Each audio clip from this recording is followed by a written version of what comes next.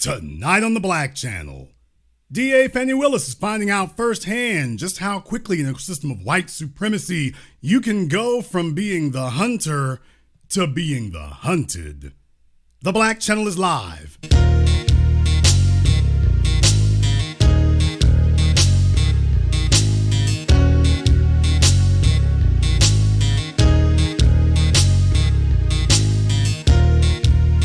Unapologetic, unadulterated, and absolutely uncompromising. Greetings, brothers and sisters from around the world, and welcome back to the home, the haven, the stronghold, and the everlasting superfortress of intelligent black thought. We are the Black Media, and this is the Black Channel.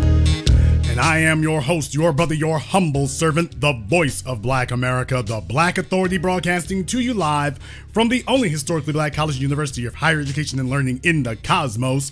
You are, of course, welcome to join us. And join us you shall, because on tonight's program here, boy, let me tell you, the circus is officially in town. Courtesy of Fani the Mammy Willis. Boy, I'm telling you, she thought she was the belle of the ball. She thought she was mobbed up with all the right people. She thought she made all the right friends and all the right enemies. And she found out in less than one calendar year that she had grossly overestimated her value and underestimated the treachery of the people that she was depending on here. She thought she'd be the pet Negro, and instead she ended up being the beaten dog. So, for those of you who may not be aware, the 3 or 4 of you who are not, Fani Willis took it upon herself. They put all their black district attorneys around the country, they put them up to be the fall guy and fall women to go prosecuting Donald Trump, knowing that all the backlash would hit on them. And that is exactly what has happened. From Letitia James to Alvin Bragg to Fani Willis, you see a pattern, because it's not a pattern, it's a plan. And it's going exactly the way you would expect the plan to go. Disastrously. For all of them. We've covered Alvin Bragg before, and now Fani the Mammy Willis has been taken on the stand here. She tried to grab the bull and got the horns. As we covered here earlier before, she indicted a number of people, and one of them, one of Donald Trump's associates, apparently his lawyers did a lot more digging than Trump's lawyers did, and they found out that she has been involved in an extramarital affair with one of the attorneys that she hired to help prosecute Trump, that they've been carousing around for a while. She's made him the highest paid person that she's got there. And it seems that she has been receiving, at least indirectly, monetary benefits as a result of their relationship. So she has been splaining. She has been trying to black it up. And now, after all these folks who were disputing me, Jason, these are alleges, ain't no proof. Ain't no proof. All the ain't no proof people are deadly quiet right now. So it matters where you get your news. It matters where you get your information. It matters who you get it from if you don't want to look like a fool. So let me go ahead and cover a few things here in particular. There's a few things in particular because silliness should have an expiration date, or at least it should have a situation where you don't have to sit up here and worry about too much happening here. But boy, I'm telling you, some of these folks here just don't have anything else to do with their time, I suppose. So there were a number of things that were problematic. There's a number of things that were an issue here.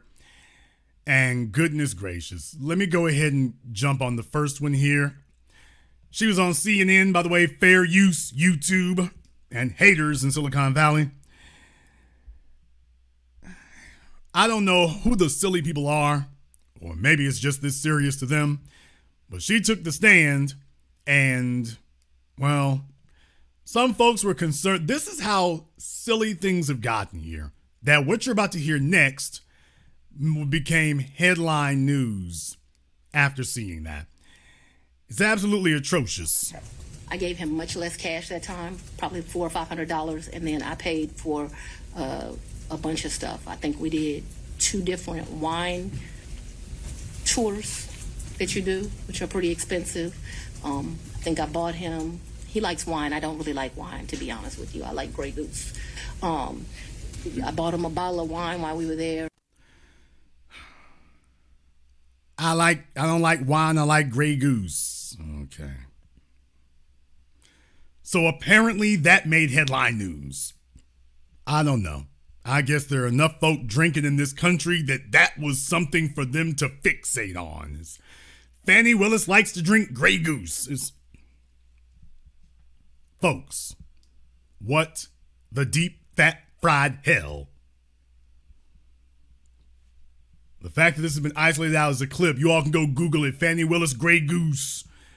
I don't get the point. I don't know what it is, but in any case, yeah, apparently that was significant enough.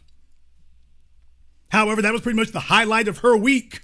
Let me tell you, because she's found out the hard way, these folk ain't playing no damn games. Ladies and gentlemen, they drug Fani Willis's father into the courtroom. They told him, get your old Cletus looking ass up. You going on the stand. No, I'm not joking. Look at your screens. Fair use, YouTube. They grabbed her daddy and said, you gonna be on the stand to tell us about your daughter's dating habits. She said that her father told her, make sure she keep cash on her. She also said that her father told her that if a man pays for something, then you need to make sure you bring some money. She said she believes in going 50-50. Now, she may be a terrible DA, but she might make a better girlfriend than she does a DA. Let me tell you, based on what I'm hearing here. So she says she keep money because her father taught her don't let the man pay for everything. So, yeah, Dad, you screwed up with everything else apparently, but maybe you got this part here right. So, folks, they got her father up on the stand. They got him taking the oath here. The cameraman apparently had Tourette's. What is she bringing him? Water? Man, you could have took care of this already. Okay, we're going to go ahead and get him on the stand here. Her father is up there. They're asking him questions. Now, people, they were asking him if he saw Fani Willis with her boyfriend. That's what they were asking him. Various jurisdictions. And during the time, how long did you live at or with Miss Willis and at her home here in Fulton County? She was forced to move after she was elected. Okay, so every time he got to talking about it, he wanted to tell a story about it. They got her father up on the stand. And man, all I can tell you is virtual hilarity ensued. Not because the man was lying, but because the man was telling the truth. That was the issue there. Because the man was telling the truth.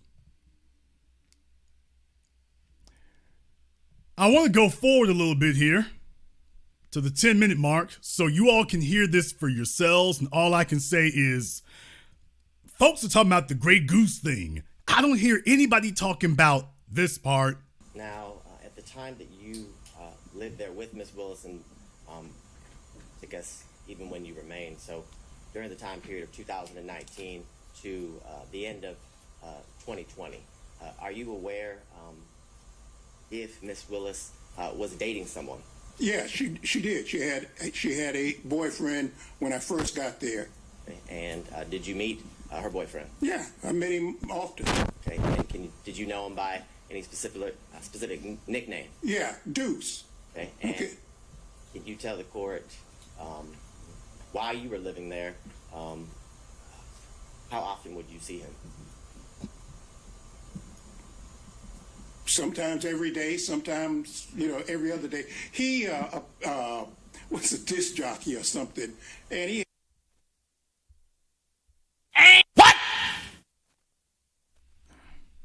Her father volunteered that part. He was not asked that part. He volunteered that part. First of all, Fani the Mammy, who is prosecuting Young Thug and Gunna. Of course, this is a professional black woman in Atlanta. Ladies, you gotta hold this L. The district attorney, fellas, you can be a disc jockey named Deuce, and you can still be laying up with the district attorney of Fulton County. Damn! Being a disc jockey named Deuce does not disqualify you from laying up with the district attorney for Atlanta. I just wanted to point it out right quick. Her father, I don't know if he's still holding a grudge about it, but the man just asked you one thing and he jumped in. But by the way, his name was Deuce. He was a disc jockey. He used to hang out down there at Pullo's nightclub down there. He hung out with Rollo and all them niggas. I don't know about that. He was in and out the house every day. He was coming over every day. What was he doing every day, Daddy? Auntie, chill. He used to come over there every day or every other day. Oh, tell it with the Gray Goose. Tell us more. Tell us more. While you were living there, how often would you see him? Sometimes every day, sometimes, every other day. He was a disc jockey or something, and he had all this paraphernalia that I'd have to move out. There was a thing with the keyboard, things that play music and so forth and so on. So. Now, when you moved in, he had the stuff that I had to move out. Do you understand what he's saying? We're going to get back to the news here in just a minute, but I want to clarify that this is the woman who beat Paul Howard for the DA of Atlanta. I want you to understand what they elected over there and what the police union was promoting and endorsing. So her DJ fly-by-night hustle boyfriend had his music. He was still trying to get that record deal, and he had his musical equipment in her house. Her daddy just said, I had to move out. Let me go back again. would you see him? Sometimes every day, sometimes, every other day. He was a disc jockey or something, and he had all this paraphernalia that I'd have to move out. There was a thing. What? Okay, just in case you thought I was making it up or exaggerating. I had all this paraphernalia that I had to move out. This is your daughter, sir. Folks, not 50 years ago, 5 years ago. This is 2019. This is your daughter, sir. Your daughter and Deuce. By the way, I wonder how old Deuce is. I'm just wondering if Deuce is in his 20s and Fani in her 40s. Deuce got to lay up. Deuce and the DA laying up. I'm just wondering, how old is Deuce? So the daddy is up here dropping the dime. He's like, hey, I'm too old to lie to these folks here. I don't know if he was a lawyer or not. I think he may have been. He was just like, he was a DJ or something. That's when you know your daddy ain't happy with who the hell you laying up with, even when you middle-aged. DJ or something. He raised a chick who became the DA of Fulton County, and somebody said, only Fani. You going straight to hell on a roller coaster. They said, only Fani.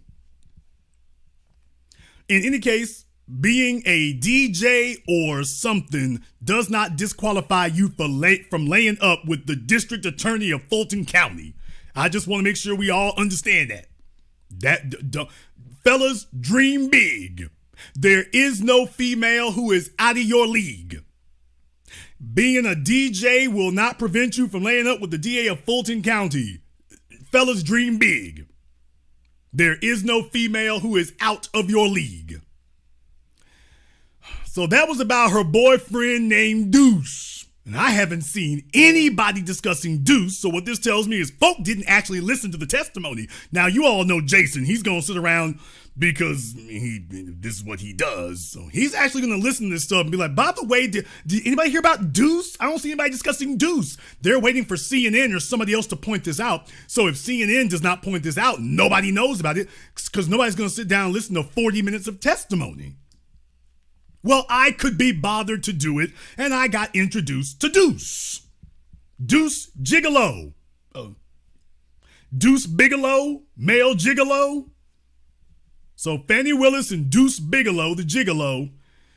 And after him comes Nathan Wade, a lawyer. All right. Ladies, y'all are doing some serious sexual mismanagement in the city of Atlanta. All right, what I want to do here next, I want to go back. Now that I've introduced you all to that part of it right there. They got Dad on the stand. I'm going to let go a little bit early because I want you to see this next part so you all see just how serious they are about convicting this woman, nailing her for something, anything. And this is how far they're willing to go. In the state of Georgia. Your Honor, may I approach the witness? Now, they're talking about him. He came from D.C. and got his driver's license in Georgia. Why in the hell this is important, I don't know. But they're talking about driver's licenses from D.C. to Georgia. This is how crazy it is. Watch this next part. They're going to bring him a photocopy of his driver's license. Watch this.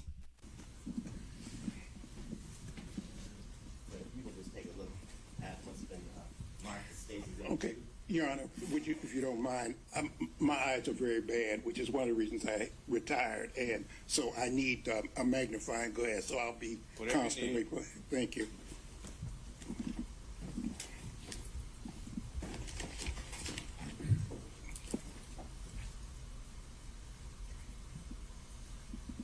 Yes, I see it was issued on 9/28/2019. Okay. Ladies and gentlemen, as a fellow who wears glasses myself, far be it from me to mock another person with glasses. But what I'm saying here is that far be it from me to mock a person with glasses. Y'all got him on the stand with his magnifying glass like Inspector Clouseau. Damn! So he can read his own driver's license. I don't know what you think he's helping her with. I don't know what you think he's helping her to do. The glasses he's wearing are thick enough. And he's like, these glasses are not thick enough to see the enlarged photocopy of the driver's license in front of me. I need a little bit more assistance. And they said, that's okay. Your old ass is getting on this stand anyway. Oh, you're getting on the stand anyway. Don't think for a moment that this is going to get you off this stand. Bring your magnifying glass, bring your telescope, you bring it all, but you getting on this stand and you talking. Bring your walker, bring your hover round, you're getting up here. And that's just the long and the short of it. You're getting on this stand. No, we don't give a damn. We really don't. We don't. The whole thing is coming with us. We ain't trying to have it.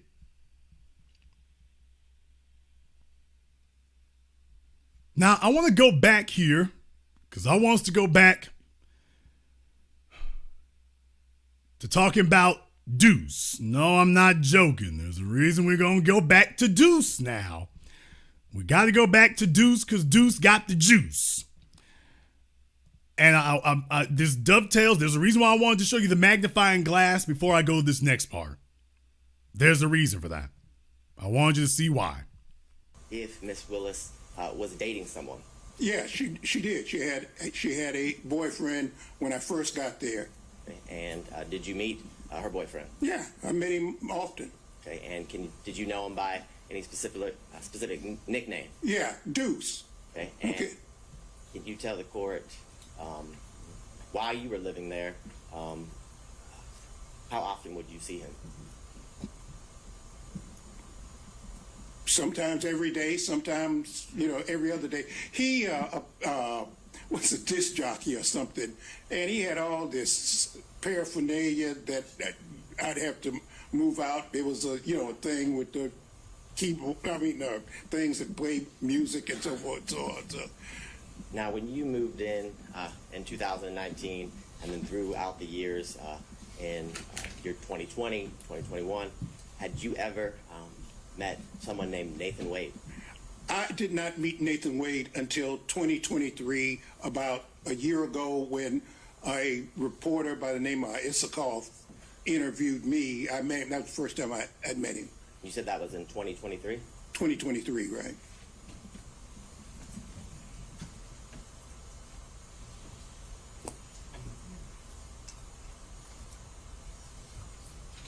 And I know you said you hadn't met him until 2023, but when you were living at Miss Willis's house in Fulton County, did you ever meet Mr. Wade in the year 2019? Absolutely not. How about in the year 2020? Absolutely not. Did you ever see Mr. Wade at Miss Willis's Fulton County house in the year 2021? Never. And is it your testimony that the only time or the first time? Now, he just asked the man, did you ever see Nathan Wade at your daughter's house in 2021? Now, please keep in mind, this is right after you got him with a magnifying glass looking at his own driver's license enlarged on a sheet of paper. He ain't seen Nathan Wade. He hasn't seen his shoe size. Are you kidding me? He can't see his driver's license. I don't think he can see his own opinion. What are you talking about? You just at the 3-4 minute mark, you got him with a magnifying glass looking at his own driver's license. 7 minutes later, you ask him, did you see this person? Hey, Jack, he ain't seeing nothing. He ain't seeing a thing. He's got a medical prescription. He ain't seen nothing.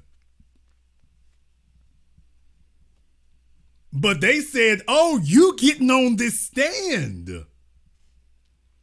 We don't care if your Coke bottle glasses turn into Dr. Pepper bottle glasses. You getting up here. And we're going to question you regardless. So, yeah, bring your magnifying glass, bring your magnetometer, you bring whatever you need. But you getting up here to answer some questions. Did you see this man? Have you seen him? This is how serious they are about getting her. They are for real serious. They said, we don't care, you blind, cripple, crazy daddy, get him up on this stand. He coming today. He gonna tell us about Deuce, trifocal prescriptions. He's gonna tell us everything. Everything. Whether he can remember it well or not. Now, I need to let this play a little bit more because I want y'all to see how silly things get. Sometimes every day, sometimes, Thank you. Just got a couple questions. 2021. Never. My daughter was sworn in to be district attorney. The reason I didn't is... Okay, what I'm going to have to do, I need to go find that separately because what happened here is, boy, I'm telling you, folks get up on the stand. They want to start showing out. They want to start being seen. And next thing you know, we can't get a straight answer out of anything. Let me go to the 12-minute mark here and back this up because I want y'all to see they are very, very serious. And he got a whole lot to say when they asked him about, did you ever meet Nathan Wade? And I know you said you hadn't met him until 2023, but when you were living at Miss Willis's house in Fulton County, did you ever meet Mr. Wade in the year 2019? Absolutely not. How about in the year 2020? Absolutely not. Did you ever see Mr. Wade at Miss Willis's Fulton County house in the year 2021? Never. And is it your testimony that the only time or the first time that you met Mr. Wade was in 2023? Let me say something. Mr. Wade said that he remembers seeing me, and I do remember some banter. I'm a member of Kappa Alpha Psi Fraternity, and there's kind of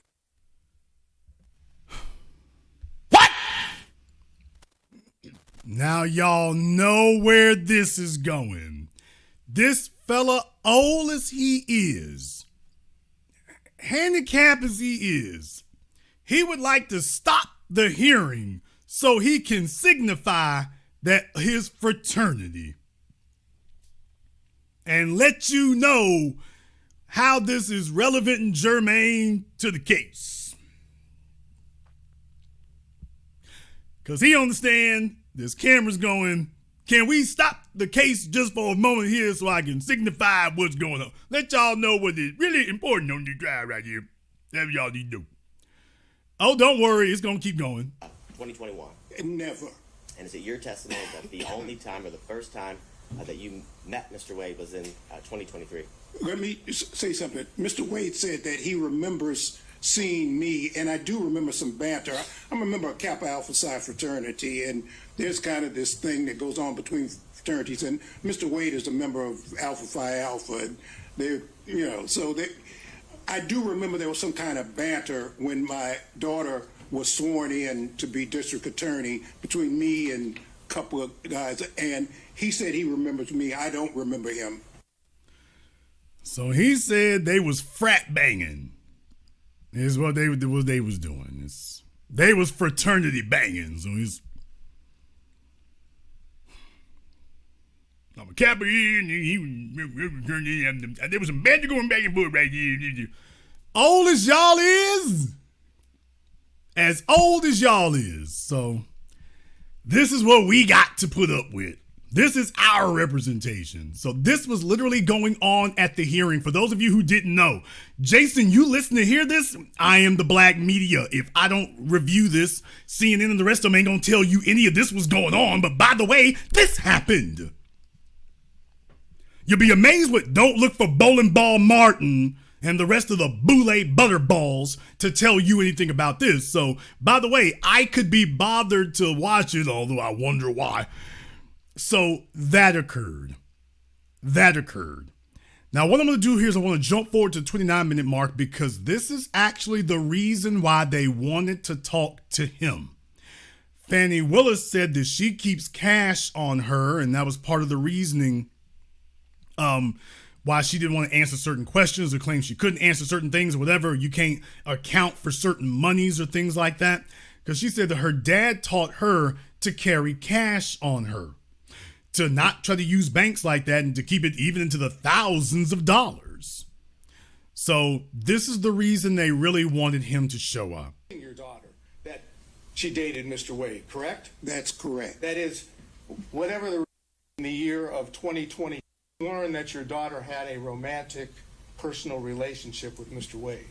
Well, about 7 weeks ago, when it, as a matter of fact, I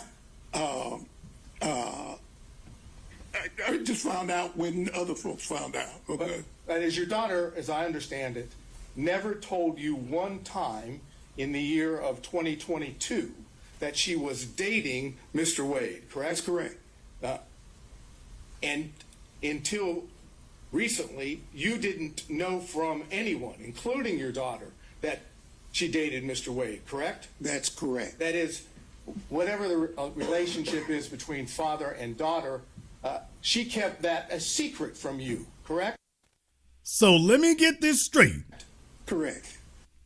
So you knew your daughter was dating and laying up with DJ Deuce. You knew that your daughter was seeing DJ Deuce every day or every other day. He was frequent flying through that house. DJ Deuce was.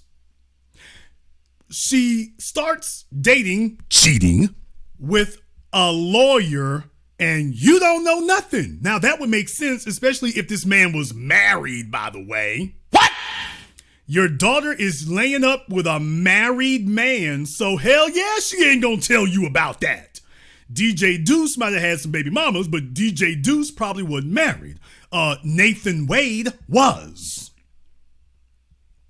So yes, it makes perfect sense that your daughter would tell you about DJ Deuce, but ain't gonna say nothing about Nathan Wade. So it actually, for the prosecution of the judge or whatever, it actually makes sense.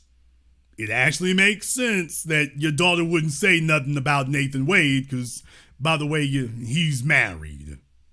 That's all I need to know. Mr. Stockton. No.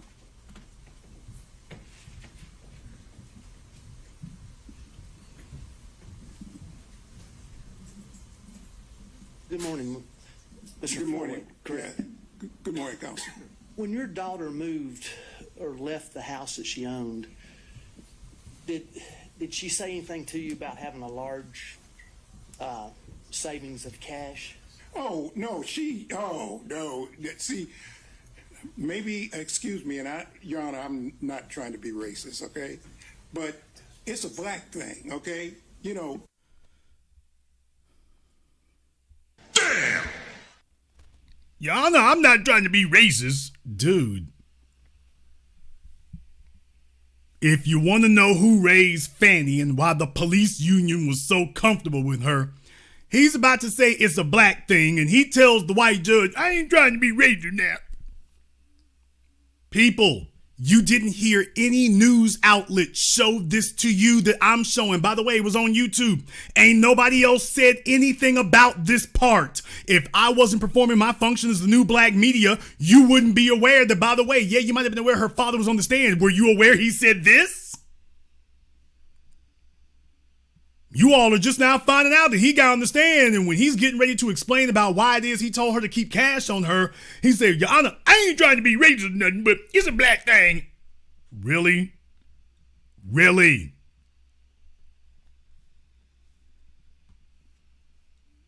If you all are about 2 seconds away from getting him his banjo so he can start playing, give me the banjo emoji in the chat room and hit the likes button for me. It's over 4,700 people in here live in just the first half hour. Well, 4,800 people in here live.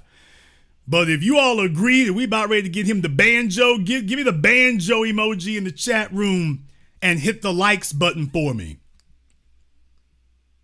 We're heading toward 5,000 people in here live right now. We got a lot of ground to cover in this regard. While we do, I want to send a shout out here to my man, Mr. Richburg. Thank you very much for your support here tonight. Also to Brenda and everyone else here who supports tonight's program on PayPal, Venmo, or otherwise. Thank you very much for your support here tonight. Yeah, buddy, I'm telling you, he's doing the most. That he is doing the most. So I just thought I would let you all know that, by the way, oh yeah, that happened. You got to watch out for these old. She owned. Did she say anything to you about having a large savings of cash? Oh, no, no. See, maybe, excuse me, and Your Honor, I'm not trying to be racist, okay?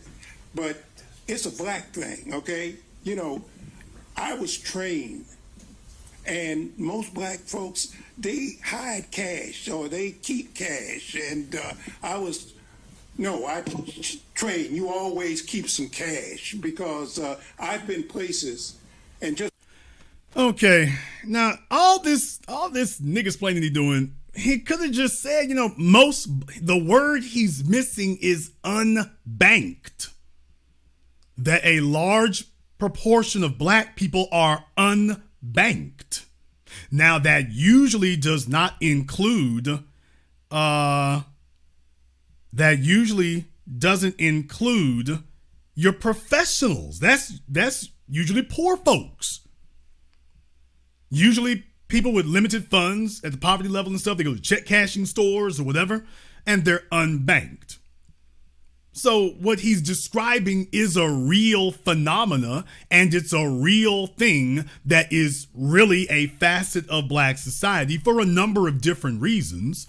But it is a real thing there, but he didn't say the word unbanked. It's just we keep things in cash. If he had said unbanked, that right there would have shut everything down, because no one can argue with those statistics. No one can argue with the statistics that black people, a large proportion of black society, certainly more than any other racial group in America, is unbanked and keeps their money in cash. Black folk don't, as a group, except for, your professional class, your investment class, your entrepreneurial class, black folk don't keep money in banks, or at least attempt to avoid keeping money in banks. We want to go get our cash and hold on to it. And usually not because they're holding thousands and thousands of dollars, but they certainly want to make sure it's right where they need it, because the people that they have to pay are usually in cash. Black folk disproportionately don't have credit cards like that. So what he's saying is an accurate thing. It's a true phenomena. If he had said the word unbanked, this would have gone over a whole lot better. And it doesn't look like it's being shady when you say that. If he said unbanked, it wouldn't look shady. Because then now it looks like you just hiding money you don't want it to be seen, as opposed to, as black folk, we don't trust him like that. He tries to substantiate what he says, and actually it gets worse. Of cash. Oh, no, no. See, maybe, excuse me, and Your Honor, I'm not trying to be racist, okay? But it's a black thing, okay? I was trained. And most black folks, they hide cash or they keep cash. And I trained, you always keep some cash, because I've been places, and just because of the color of my skin, for example, I took a fellowship at Harvard when my daughter was just, if I might, Your Honor, when I was just, she was just, maybe 3 years old. And I remember going. Let me tell you about my fraternity here. I took a fellowship at Harvard here, in the Cambridge one time right here. Just a minute here. Let me tell you the story right quick. So if you want to know how it is that she got where she is and why she is the way she is, I think this explains a lot. If people could have seen her daddy, would they have voted for her? I'm not so sure. Going to a restaurant in Cambridge, Massachusetts. And I had a American Express credit card and maybe a Visa or whatever. And I had a lot of what they call traveler's checks. I don't even know if they still have traveler's checks, but traveler's checks. And there was a sign said, with the credit card. For whatever reasons, the man would not take my American Express credit card. So I pulled out my Visa card, and he wouldn't take my Visa card. So then I pulled out my traveler's checks. He said, we don't take checks. Now, these were traveler's checks. This was money. I had a $10 bill. I'll never forget this as long as I live. And he said, the bill for my wife at the time, Fani's mother, Fani, and myself was like $9.95, and I had a $10 bill. That was all that. I always remember that. But even before that, I've always kept cash, and I've told my daughter, you keep 6 months worth of cash always. For example, I had 3 safes in my house. I put some of my clients' stuff there too, things I didn't want other lawyers to be, because you're always in a firm, and I knew that there were special conditions. So some of my clients' things I would bring home, put them in the safe. Okay. Now, this is a real thing here too, by the way. I'm doing my job right here. I'm not here to just make wisecracks tonight. That's a real thing too for lawyers. So I've hired several lawyers in my lifetime.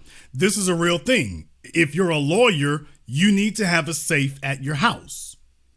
There are circumstances and situations where you don't want your client's stuff at your office, or you may need to work on it longer and not at the office, for whatever the reason may be. So there may be legitimate circumstances. So what he's saying right here is actually accurate. For any of you, if you had a lawyer or a number of lawyers, your lawyers will sometimes take the stuff home and they have a safe to put things in or whatever. It might be something that they need to see about. For example, if there's evidence they need to check on, without me going off into the woods. It might be a situation where you give them some paperwork, an invoice or something, and they need to go check on it, maybe from a store or a bank or something, and they need to go check on it. So it may be, if they get it in the evening, the bank is closed. Okay, I'll go check on this first thing in the morning. He takes it home with him so that he doesn't have to go all the way downtown, get your stuff, and then go drive all the way to the bank and then go do that. So yes, for lawyers, for other professions, this just sounds crazy. But for lawyers, that's why he's saying this in court. Because as a lawyer, he knows, as a lawyer, this is what you do. There's nothing unusual about a lawyer having a safe or more than one at home for client information and things like that. So what he's saying is not made up or fabricated on the fly. All those attorneys in there do the same thing, or at least most likely they do. For example, I had 3 safes in my house. I put some of my clients' stuff there too, things I didn't want other lawyers to be, because you're always in a firm, and I knew that there were special conditions, so some of my clients' things I would bring home, put them in the safe. But I've always kept safes, and as a matter of fact, I gave my daughter her first cash box and told her always keep some cash. So is that a yes? Yeah. Oh, absolutely. So is that a yes? Man, that's a yes with a long ass explanation. Yes, that is a yes. I told my daughter to keep some cash on hand for you. So that's what happened when they talked to Daddy Willis. So if you all want to know how far these people are willing to go to try to nail her on something, they drug her daddy up there. They said, look here, dude, bring your magnifying glasses, Mr. Magoo. You need to get up here, bring your magnifying glasses, bring whatever your microscopes, bring whatever you need.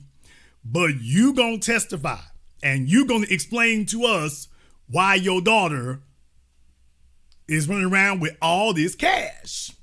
You gonna explain this to us. So that was what happened when Daddy Willis was on the stand. All right.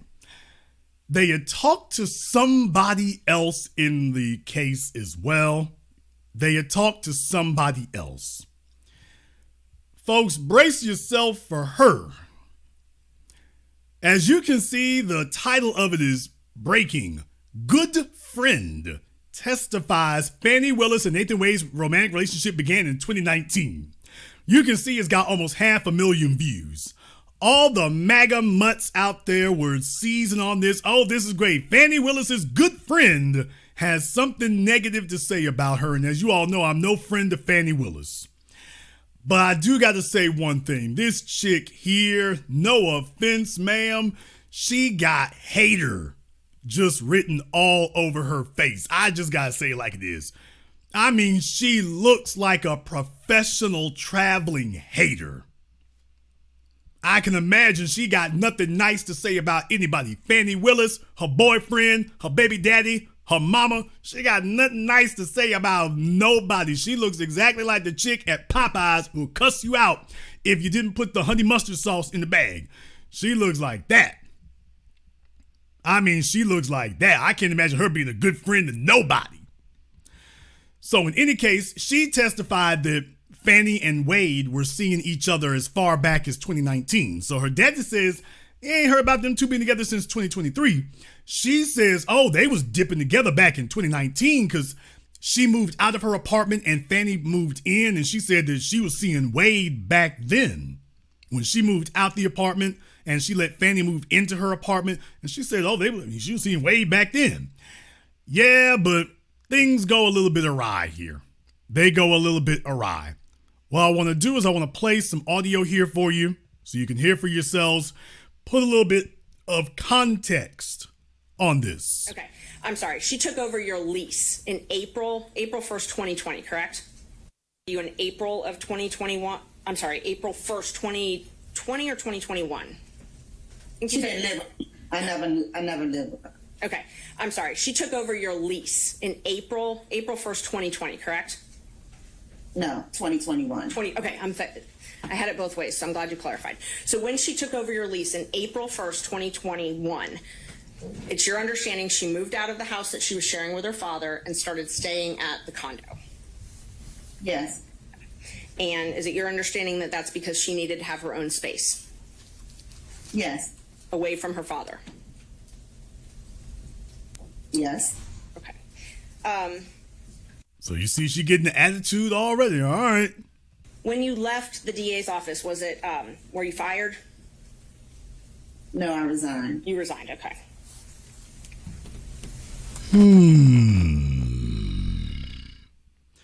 When you left the DA's office, were you fired? No, I resigned.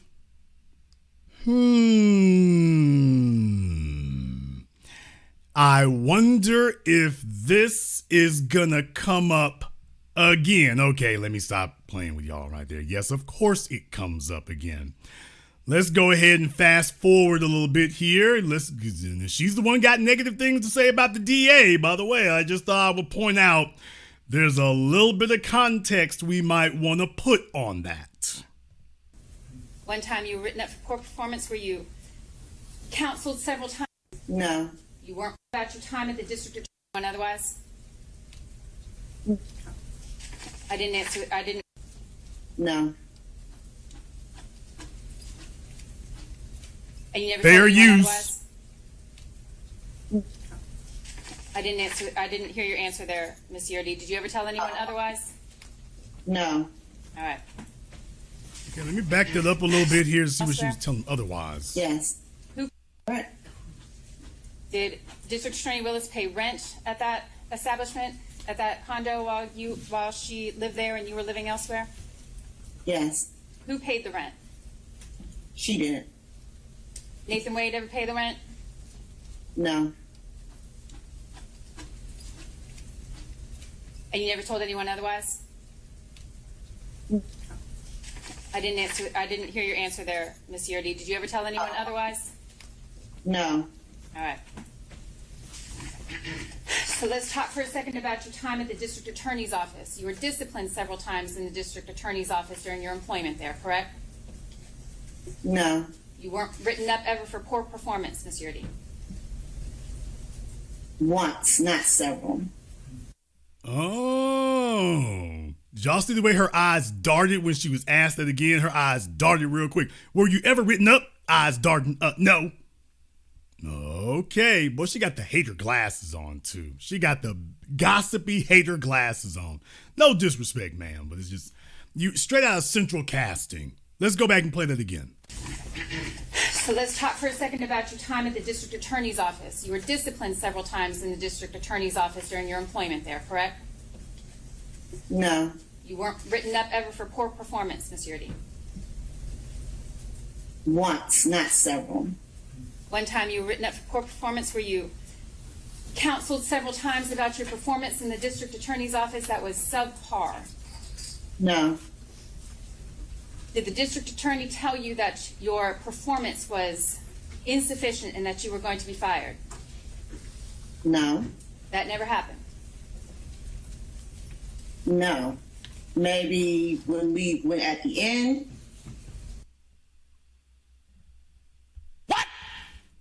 So she said no twice. Were you ever told about your poor performance? Nope. You were never written up for that. Nope. Were you ever told about that? Nope. I mean, maybe near the end. Wow. And furthermore, who the hell, y'all, okay, these glasses with the chains on it here. Did she go to Vision One or Kunta Kinte Express? Where did she get those chains on that? So, I don't know. Atlanta, what's going on here? She got the Bruce Lee, Nicki Minaj wig, the hater glasses, the chain straps on it. This is weird, man. Everything here is just looking weird. So in any case, she doing the most.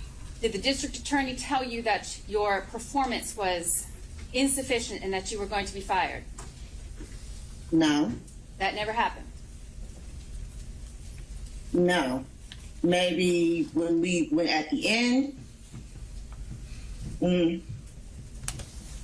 What's the question? maybe we at the end. You see she looking all down at her feet when she finally conceded to it and copped to it. Maybe near the end, she looking all down the feet. What's the question? Oh, I can see how you got fired. I feel like Mac Dre. Ooh, you's a fool. Ooh, you a fool. Okay, I think we can see how she ended up getting fired. I think we can see how that happened. She's the kind of chick right here, take your court filings and throw it behind her back. What you gonna do, nigga? So I just thought I'd point that out. Baby, you look guilty. Of everybody who looks guilty around here, you look the most guilty. Trump's people should have kept your name off of the witness list. They should have removed you, because all you're doing is helping Fani. And that you were going to be fired. No. That never happened. No. Maybe when we went at the end.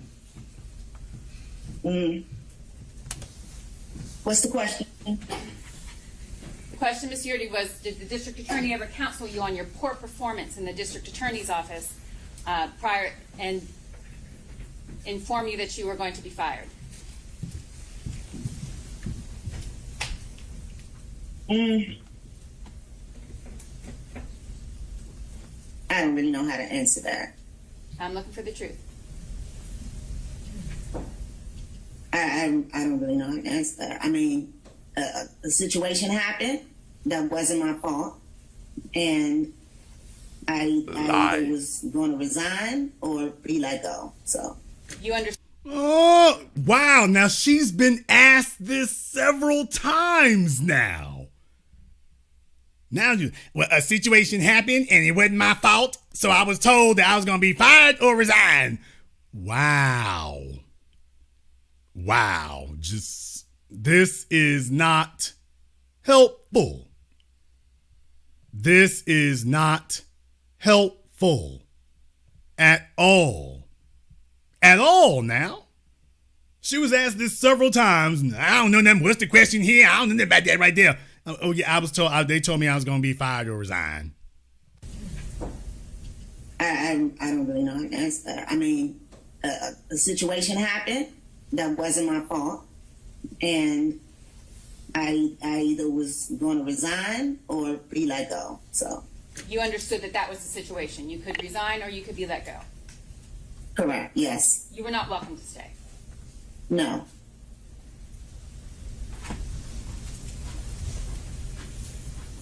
And the conversation where you were informed that you could resign or you could be fired, that conversation was not the first conversation you had with the district attorney about your poor performance in the office, correct? Well, it was kind of a spiral, but no. Yeah. Kind of a spiral?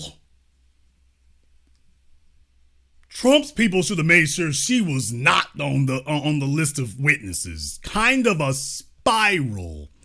If there was anyone who could make Fani Willis look better than she did, because Fani Willis looked terrible before now, if there's anyone who could make Fani Willis look better, this is the chick right here.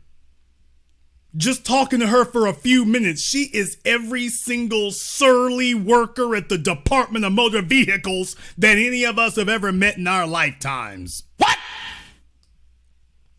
She is every single one that we've all ever run into, all wrapped in how the hell did you get your job and how the hell you keep it? Is this supposed, where's her credibility? I know all these folks who, almost 500,000 of them, they thought, oh good, Fani Willis is a good friend. No, actually, they didn't have the falling out. Fani fired her and everything else. And now, within a couple of minutes, you can see why she can't even contain her hostility long enough to make it off the witness stand. She isn't even trying to be likable. She isn't even trying to be likable. That's amazing. She isn't even trying to be likable. She isn't even making an effort. Not even a little bit here. I mean, she's just trying to show here, hey, Take a look at it right here. What the question is, well, really, I didn't get fired. Well, it was a spiral when you think about it, damn. Who in the hell put her on the witness list? Who thought that she helps your case? That's the only thing I'm trying to ask you. And I'm not a lawyer. Who thought that this was going to help their case? Whoever it was. Who thought they were going to help it? I don't know. I don't know. I don't know at all. So for those of you who have not been following the case and want to know, by the way, were there any knockout witnesses or whatever, this is how desperate they are to smear her or something. You brought up somebody within a couple of questions. She has no credibility whatsoever, but you did it anyway. This is what they're doing.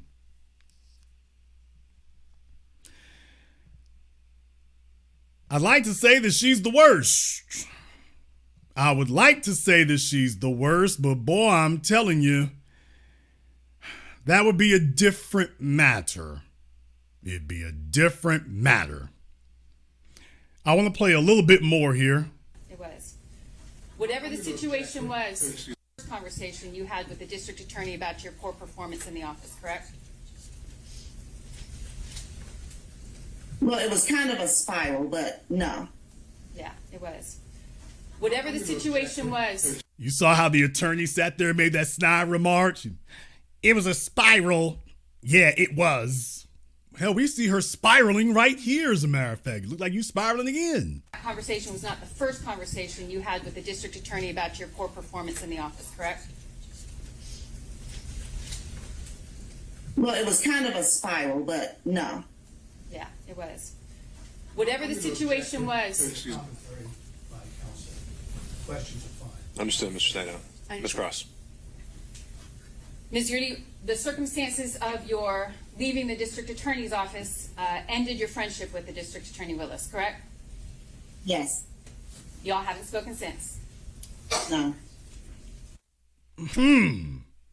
So, you're not Fani Willis's good friend. You're Fani Willis's former friend that Fani the Mammy fired. And by the way, y'all were friends before she tried to get you in the DA's office working for her. So this speaks volumes about the quality of workers and friends that she keeps around her now, doesn't it? This speaks volumes.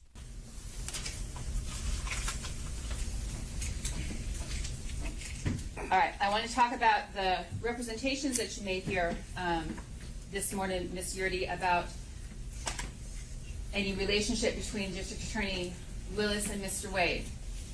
I want you to tell me what was the first time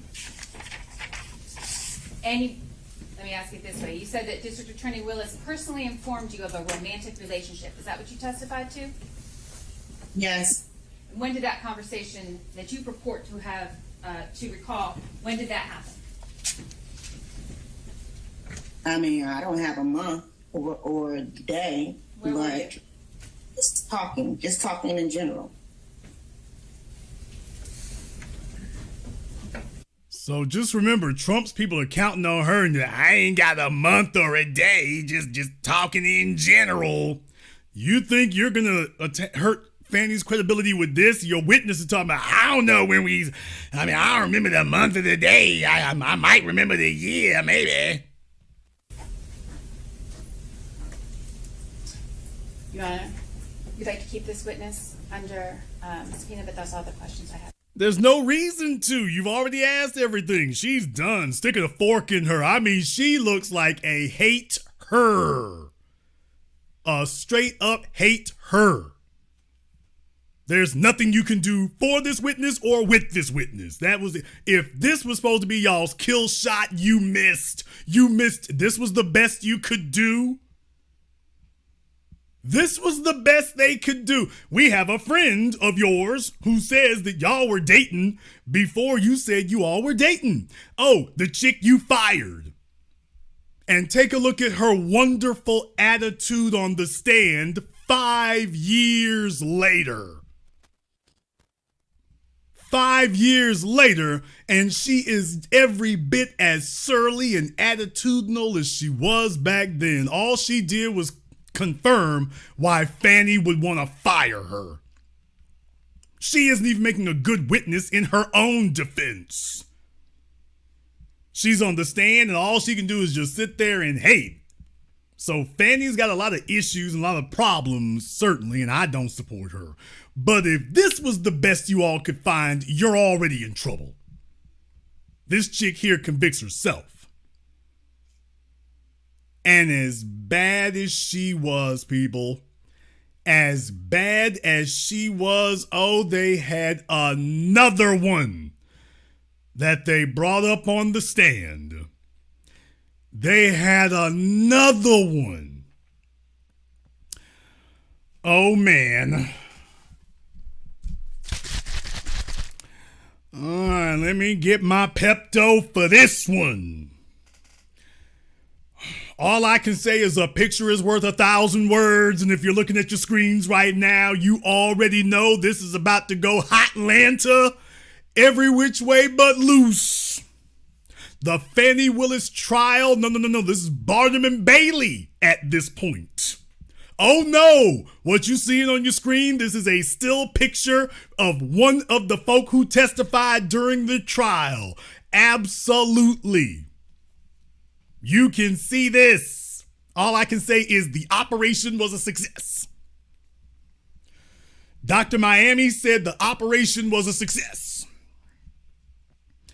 And we are going to get to this riveting testimony here right after we take a very brief commercial, non-commercial break. Before we do, we got over 5,400 people in here live tonight. And I want to give a brief reminder here to all of you. Join us next weekend right here on the Black Channel. Don't be surprised if I surprise you. And if you're not watching, you're probably going to be kicking your own butts for a while. So join us here next weekend. Might have something special. And don't be surprised if I surprise you. Mark it on your calendars. We're going to take a very brief commercial, non-commercial break. Before we do, I want to thank my man Chadwick. I want to thank Lorena and everyone else who has contributed to support tonight's program on PayPal or Venmo. Thank you very much for your support. As you've seen here tonight, you are supporting the Black media. This is what we do, bringing you the insight, news, and analysis you'll receive absolutely nowhere else. You didn't see this here before. You're seeing it now. More to come. This is the Black Channel. Hello, my name is Steve Burgess. I'm the author of this book, Guidelines for the Successful Student, a closer look at parenting your school-aged child.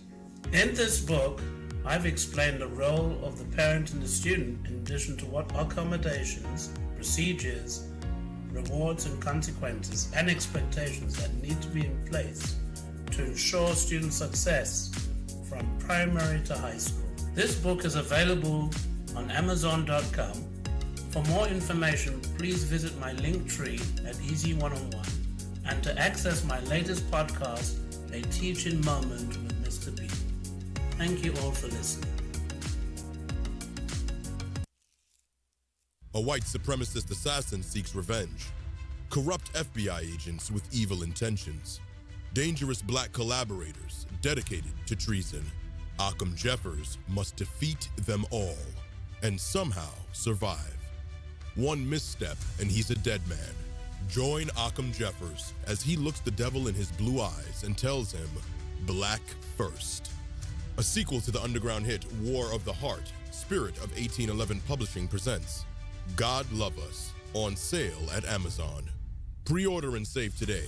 Visit spiritofo1811publishing.com and show your love. Order yours today to experience all the benefits of Ash Kickin' natural body butter. With skin so smooth and soft, you'll thank us for it. Shop Ash Kickin' online. That's ASHKICKIN.com.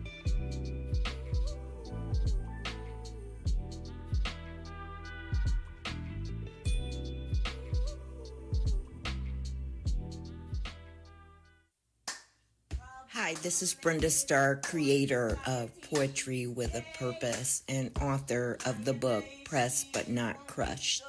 Pressed But Not Crushed is an anthology of political poems that address current and historical issues in American descendants of slave population and African American population.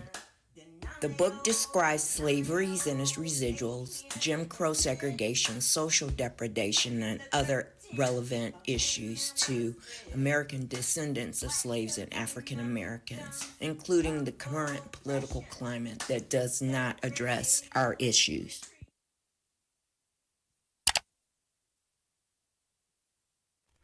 This is the Black Channel. I am your host, your brother, your humble servant, the Black Authority. Very glad to be with you all here this evening. And man, oh man, before I even get started here, let me keep this on standby because I got a feeling we're going to be going there. So of all the witnesses that they called to testify in the Fani Willis hearing, ladies and gentlemen, meet Mr. Austin Dabney. Now, I know they may look rather unassuming or something, but boy, I'm telling you, this is 8 minutes of testimony that actually, to be totally honest with you, went in a direction I didn't think it would go. Fair use, YouTube, fair use. But by the way, it may not be the highlight of your day. The damn cameraman had Tourette's or something. I don't know what was wrong. The cameraman must have been having a seizure.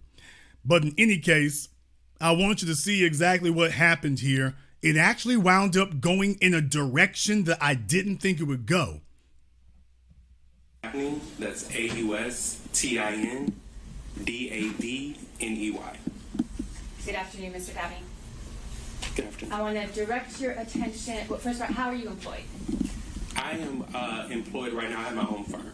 You're a lawyer and you've got your own law firm? That's correct. All right. I want to direct your attention to 2000 and... Okay, so he's a lawyer, and now he has his own law firm. So he's a lawyer. All right. All right. I want to direct your attention to 2000 and 2021, 2022. What was your employment at that time? Yes, I was employed with Wade Bradley Campbell firm. And that's Nathan Wade, Terrence Bradley, and Chris Campbell? That's correct. All right. And what did you do in that firm? I was an associate attorney. All right. And don't need a whole lot of detail, but generally speaking, who in the firm did you work for? What kind of matters did you handle? Well, I believe I worked for all of them equally. They would all give me tasks to do, which court dates to go to, what cases to work on.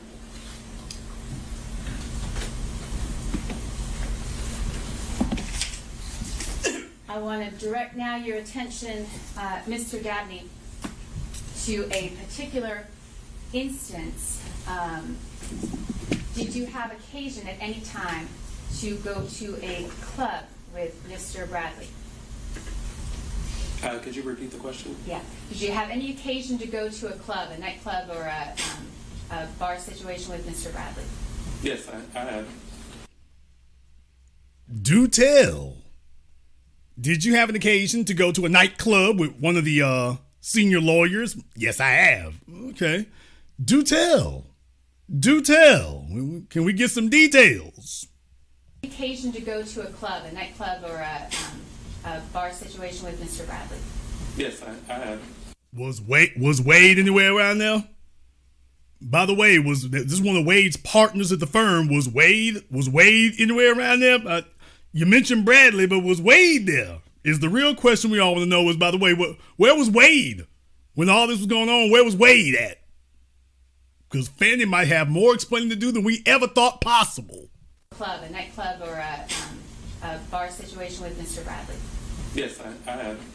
More than one time? More than one time, yes. All right. The time that I'm going to direct your attention to, we spoke about a little earlier today. Do you recall any instance, Mr. Dabney, where Mr. Bradley where you witnessed Mr. Bradley sexually assaulting her. Your Honor, I object to this. Specific instance of attempted impeachment is improper. We got to talk to him about sexual assault? What in the world? What is going on here? That's what I'm saying. Oh, this went in a whole different direction than we thought it was going to be. What in the world? First, we going out to the club, and then, by the way, sexual assault? Oh, what kind of trial we having here? All right, how is this not extrinsic evidence of a collateral matter, Ms. Cross? Maybe ask a better question. Yeah, my question will be if this witness witnessed Mr. Bradley sexually assaulting another employee of the firm. Same subject matter. How is that not issue on a collateral matter for impeachment? I think it's not a collateral matter. Your Honor, the witness denied it. I think it is highly relevant. I think that it goes to the witness's credibility and his denial here this afternoon that he committed the assault. There's a witness I will proffer to the court who has firsthand knowledge and witnessed the event. And so I think that's highly relevant to both Mr. Bradley's credibility and to the proceedings that we had for the last 2 days. Still object, Your Honor. I understand, Mr. The attempt to impeach Mr. Bradley, they have to live with whatever answer he gave. They can't have a sub-trial with the intrinsic evidence of misconduct here. So we would object. 608A. Right? 24-608.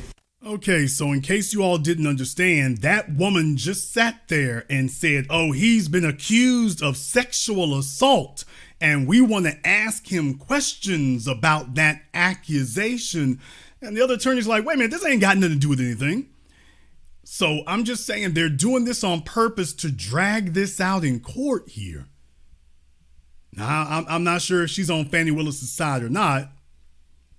She may be, but my point is, do you see what's going on here? So to the LGBT folk who tell themselves that you're a man or a woman apart and you're going to get some special dispensation and you're not like the rest of us and the black men are the white supremacists of black society. Well, the white woman is laying it on you now. The white woman is laying it on you in front of the world. She's dragging out not a conviction, but an accusation that you've been accused of something as a sitting attorney now. He is an attorney with his own firm, and she's like, by the way, let's talk about your sexual assault accusation. Not conviction, accusation. In the middle of court, and the judge is saying that you hear the judge saying, this ain't really germane. This has nothing to do with the case right here. And yet she's dragging it out anyway. So the LGBT folk, for the umpteenth millionth time, it doesn't matter who you laying up with. It doesn't matter what color they are. You gonna be black out here. You might desperately wish you could be something else. I'm not really black. I'm gay black. See, and that actually makes me adjacent to white society, so I'm better than the rest of y'all over there. And then you got marched out here in this form. It's like, okay, get your black gay ass up here so we can lay this on you.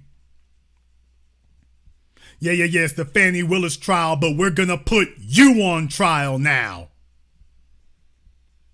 You see how quickly that flipped? Whole bunch of folks got their wake-up calls through here. Black Daddy, Angry Mammy, LGBT Man Bun. Oh, you all gonna get woke up today.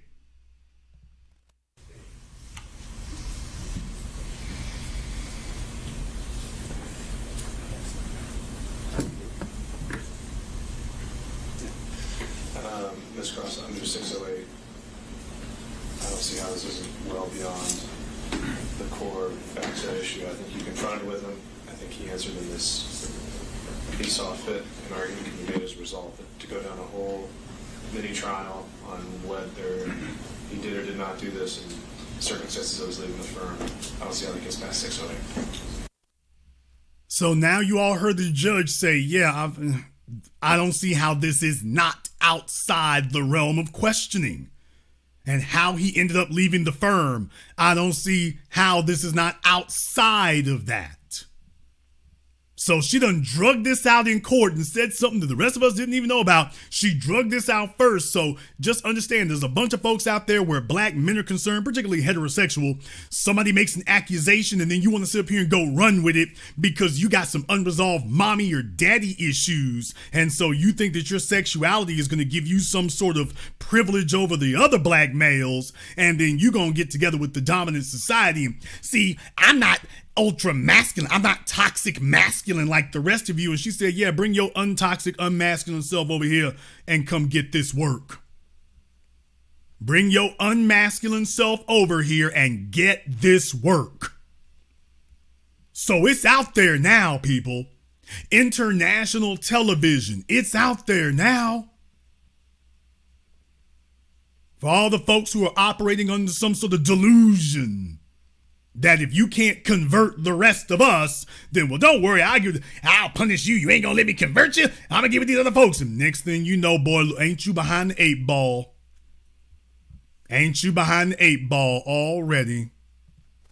I understand the ruling, Your Honor. Disagree, and just for my objection, I put a proffer on the record, not a detailed one, but that I think you already have. I'd like to, with the court's permission, I'd like to make it clear that the sexual assault I'm referring to was the same employee that I asked Mr. Bradley about. I just wanted that to be clear in the record. Okay. All right. Understood. Is there anything else that is relevant to this witness? Okay, so it sounds, I gotta go down here. It sounds like what she's saying is that Mr. Dabney attempted to make a move on Mr. Bradley. So Dabney tried to dab on Brad, and Brad said that's all he had, and out you go. So I think that's where she was going. Y'all went out together, and next thing you know, it went left, right, or whatever they was doing at that club they were at. So when she says it was the same employee you asked about, so did y'all see that? Do you see how she just real slick through all that business out there? I want y'all to understand, do you see how slick she just did that? Because she's not doing this for the court record. She's doing this for the cameras. She's doing this for the cameras. So I don't know. I'm not sure if she works for Fani or she's on Fani's side or whatever, but she dragging somebody here to let them know, by the way, you stick your head out here and we gonna put the hit out on you. If you dare to sit up here and look like you're going to go against the grain, we going to put the hit out on you. We're putting the hit out on you. You will be on the stand for exactly 60 seconds before we lay all your dirt out. So we suggest you just sit back and shut the hell up and don't say nothing. Because you walk out here, we ain't playing by no rules. She literally just sat here and explained to the world what the problem was. You were an associate attorney at the firm, and you're one of the senior members of one of the partners of the firm accused you of sexual assault. And I just want to say that before the judge tells me objection. I just want to put this out there for anybody who might think if you say something against Fani. By the way, hey, weren't you accused of sexual assault of one of the partners at Wade's firms? Your Honor, objections. It's out there now. It's out there now. Okay. Folks, when I say they getting down and dirty on both sides, it's like, man, look here. What Charlamagne say? When they go low, take it to the flow. Yeah, you getting your wake-up call now. No rainbow flag to swoop in to save you. Nobody is going to take this woman to task for outing you like this. She's going to suffer zero consequences, dude. That's it. They got her back on this. That's it. You're done. You're done. Given the court's ruling, no. All right. Questions from defense counsel?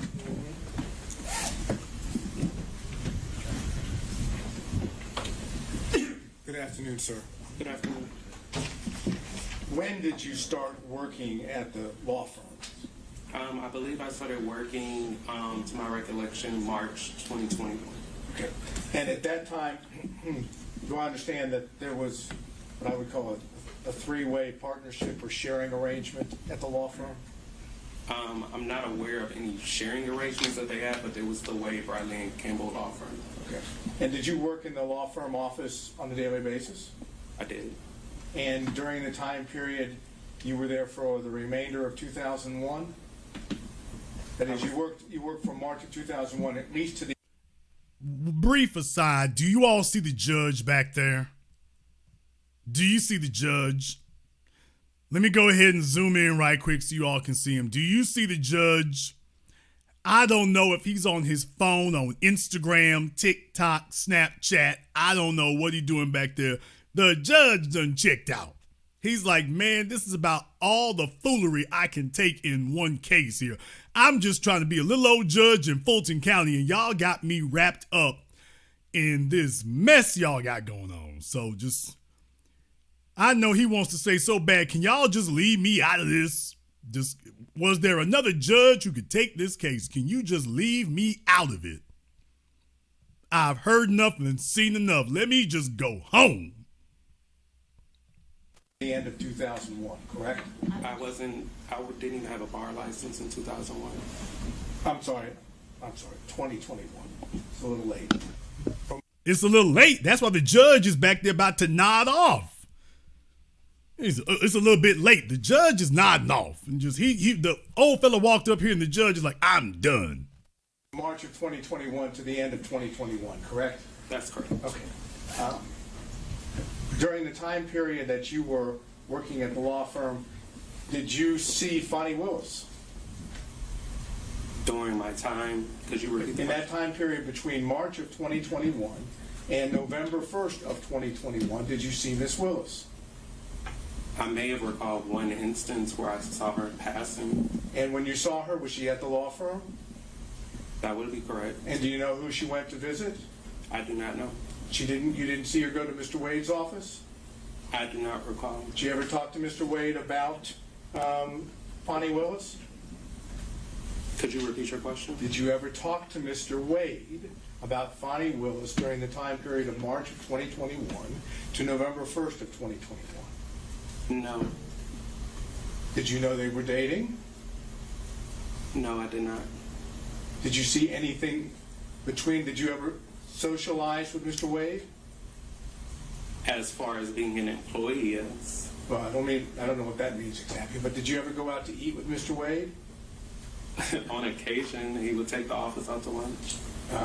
Beyond that, did you ever go to a nightclub or drinking or any of that with him? No, I did not. Okay, so whatever relationship Mr. Wade had with Miss Willis during this time period, you don't have personal knowledge, correct? I do not have any personal knowledge. Thank you very much for being here. Thank you. Now, he actually did a very good job here with those questions, by the way. He had them repeating themselves. He made sure, now he's a lawyer. He didn't answer any questions where he was volunteering information. If they did not specifically ask him about something, then he did not give an answer. So believe it or not, that might be actually a pretty good lawyer in that regard. Because they did exactly what you're supposed to do. Didn't actually volunteer any information. If they didn't ask him a specific question about a specific thing, he just said, can you repeat that question? So he's actually pretty good on his lawyer game. He was a lot more disciplined than Fani was, by the way. He's actually pretty good on his lawyer game. He's not volunteering anything. If you don't ask him a specific question about a specific date, a specific name, a specific something, I don't know nothing about that. I don't know what you mean. Can you repeat that again? Don't know what you're talking about. So, hey, somebody was paying attention in law school. Somebody was.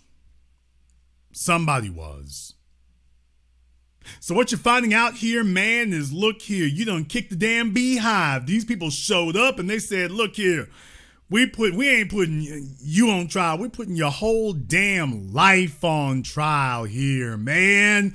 You, your kids, anybody step up into this meat grinder, anyone who steps up into this wood chipper, we going all in.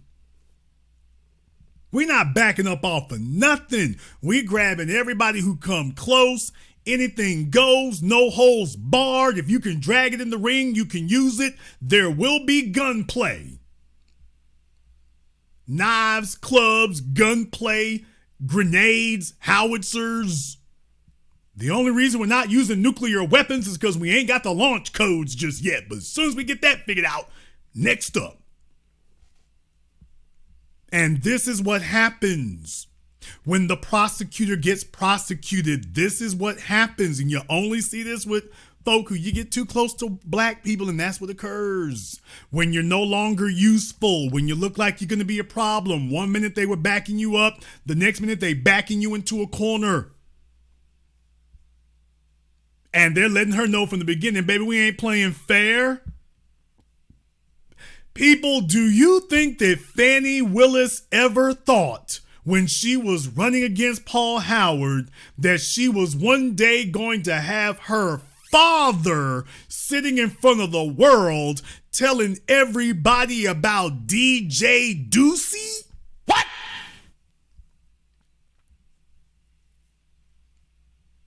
People, do you think that she ever imagined in life that she would be on the stand having to tell people about Grey Goosey and DJ Deuce? And then she go 50-50 on the date. And then she keep cash on her because in Atlanta she gonna have Negroes looking through the window. Hey, that Fani Willis up in there, you know she keep a grip on her, right? You know she keep a grip on her. She's literally telling the world that she keep a wad of cash on her, which is interesting if you travel internationally because, by the way, that's kind of not, I'm not going to say it's illegal, but that's definitely going to be a problem. You go through TSA or something with a wad of cash. How did she get outside the country for some of these vacation trips? Carrying a knot. She carrying that South Fulton knot through Hartsfield Jackson? How you doing that? So do you think that she ever thought that she'd be sitting on the stand having to explain how she went from DJ Deuce to attorney Nathan Wade? No wonder she didn't have a problem laying up with the married man. She was probably looking at the other male options in Atlanta. Damn! Oh boy, so let me get this straight. It was a choice between DJ Deuce, attorney Moist at Law, or Nathan Wade. And Fani just said, oh, Jesus, take the wheel. And she just rolled the dice. Maybe this man will leave his wife. Maybe this is the year this man will leave his wife. Maybe this is it.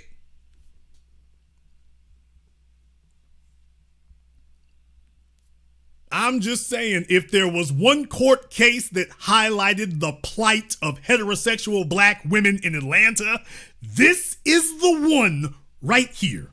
If you want to know about Dr. Frances Cress Welsing's prophecy, I'm about to get serious with you right now. Dr. Frances Cress Welsing's prophecy about what would happen when you effeminize the men and the cascading effect that it will have on the women and the children. Yeah, here you are, and they got you in a damn trick bag. They got you in the trick bag. So she was just trying to avoid the problems. She was like, I'm looking at the single black men in my profession and, his hair is nicer than mine. Take a look at her. Her hair is all over the damn place. She looked like she been drinking. She looked like she been hitting the Grey Goose before she got on the stand. Oh, and those fingernails. Those fingernails. Who gave you those? Look like roof tiles, roof shingles. Who did that? She was looking around at her options and said, look here. Nathan Wade's wife can keep him if she can hold him. Nathan Wade's wife can keep him if she can hold him. I'm coming for him. I've had enough of DJ Deuce and this other little fella at your firm. He was sitting up here trading makeup tips with me. I said, oh no, I'm rolling the dice. I'm rolling the dice. No wonder she is defiant, because she's like, y'all don't know how long it took me to get Nathan. Baby, what you need? Baby, I'm married and my money ain't right. I don't care about your wife and I keep cash on me. Let's do this. That's what the conversation went like. He's trying to give her a sob. Nathan Wade was trying to give her a sob story. She's like, look here, I'm damn near 40 and single in Atlanta. I've been laying up with DJ Deuce. You are an upgrade. But I'm married. I'll be a third wheel. But I'm broke. I keep a wad of cash in 2 safes in my house. And I go 50-50 on dates. But for a nigga like you, I think I can pay half your way. I think I can go 60-40. Let's do this. We might get investigated. Investigate their ass. I can get my law license in another state. Let's go. When you think about it, the man really didn't have a choice. When you think about this decision kind of makes itself. When you think about it, it makes itself. At least Fani has half of a man. There's a bunch of other chicks in Atlanta. Oh boy. These are the options. Oh, look on your screen. These are the options that are left over in Atlanta. At least Fani can say she got a certified heterosexual one. These are the other options left over in Atlanta. And oh yeah, one more thing. Some of the females are fighting over this one too. What? But it's true. Y'all know Atlanta. Don't you know that there's some of them chicks out there fighting over this little fella? This little dude trying to tug on one of the senior partners at the firm. And it's some females down there by Magic City hoping that he'll stop by and drop some benefits. She's like, hey, let me keep hollering at him. One morning he might wake up and get delivered. Let me put a rain check on that one.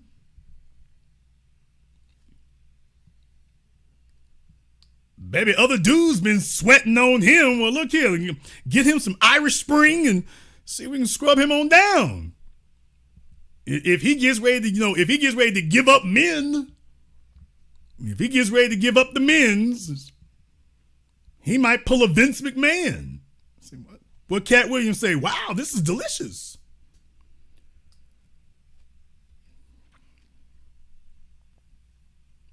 However, you might disagree.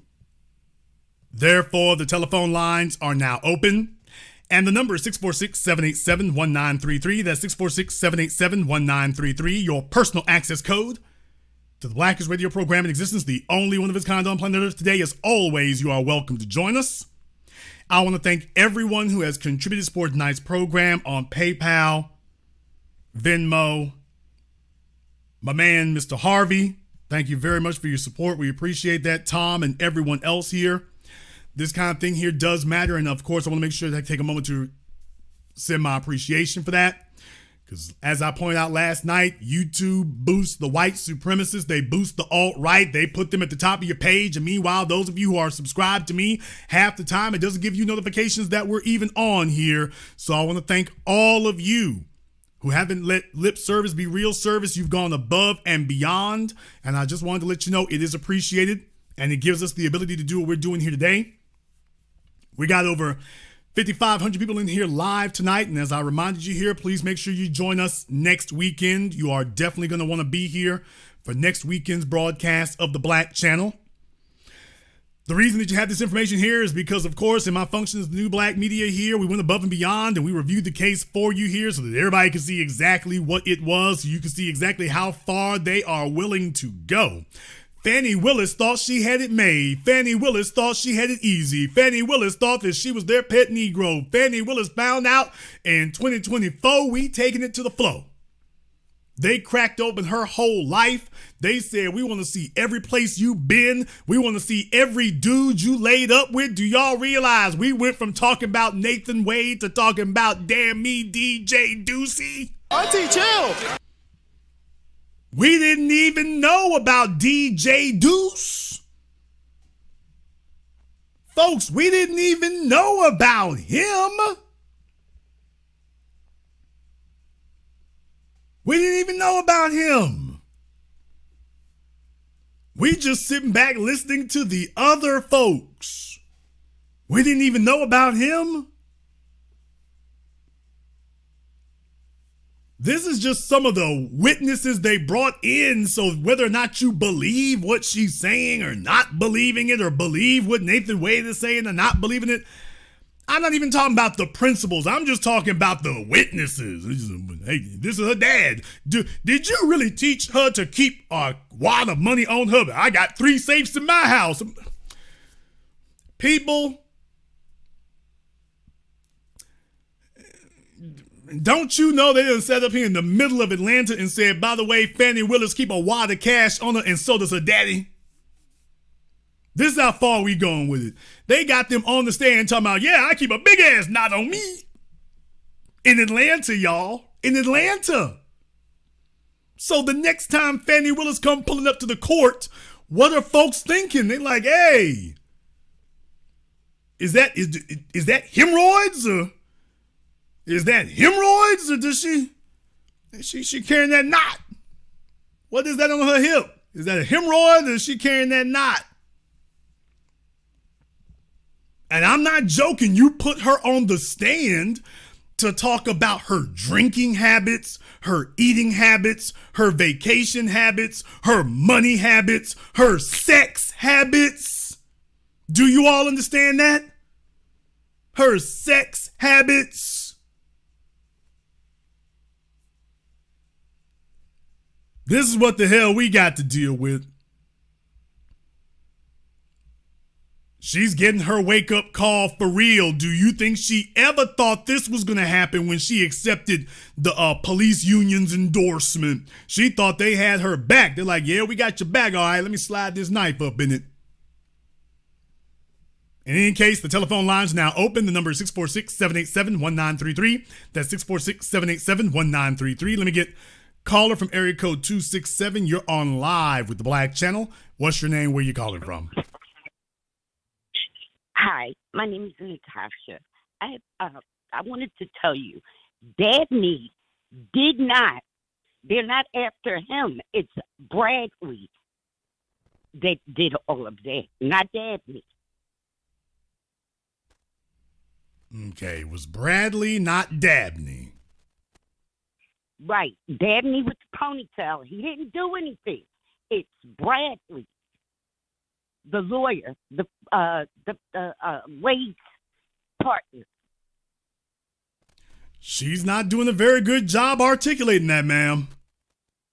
No, it's that they are setting Bradley up. That's what happened. They set them up. That's all. You think that they're trying to set up Nathan Wade's partner? Oh, they did. They exposed everything for him telling. Well, but I just wanted to make it clear that it's not that gentleman Dabney. He didn't do anything. It's Bradley. Okay. Thank you very much for giving us a call. Let me get caller from area code 4. That must be Fani Willis's mama. Caller from area code 407. You're on live with Black Channel. What's your name? Where you calling from? Hi, good evening. I'm Elizabeth from Orlando. Elizabeth from Orlando. What's on your mind? Yes, I was calling. Just have two things quickly, and thank you for your broadcast. My parents are 65 and the civil rights generation, and they think that they're like on Fanny's side, and I can't get with it. Why are they on her side? Because they think that, they say this has nothing to do with Trump. They just but they won't accept the fact that, you know, she's wrong and she got black women out here looking crazy. To me, I think she's wrong, but they think that this is just a distraction because Trump, you know, they just want Trump to go to jail, basically. Without any real reason for it there or justification, they can't tell you, well, they say XYZ and whatnot, but the real thing about it here is if they don't actually have a defense for her, that's the thing you really want to know about. Where's the defense for her? It's no defense. It's no defense. They just think that they throwing this at Fani because so Trump can get off. And they just, you know, the media has done a great job with our elders, the fearmonger with Trump, just bad. You know, he's so bad. He's going to put us back in chains and all this stuff.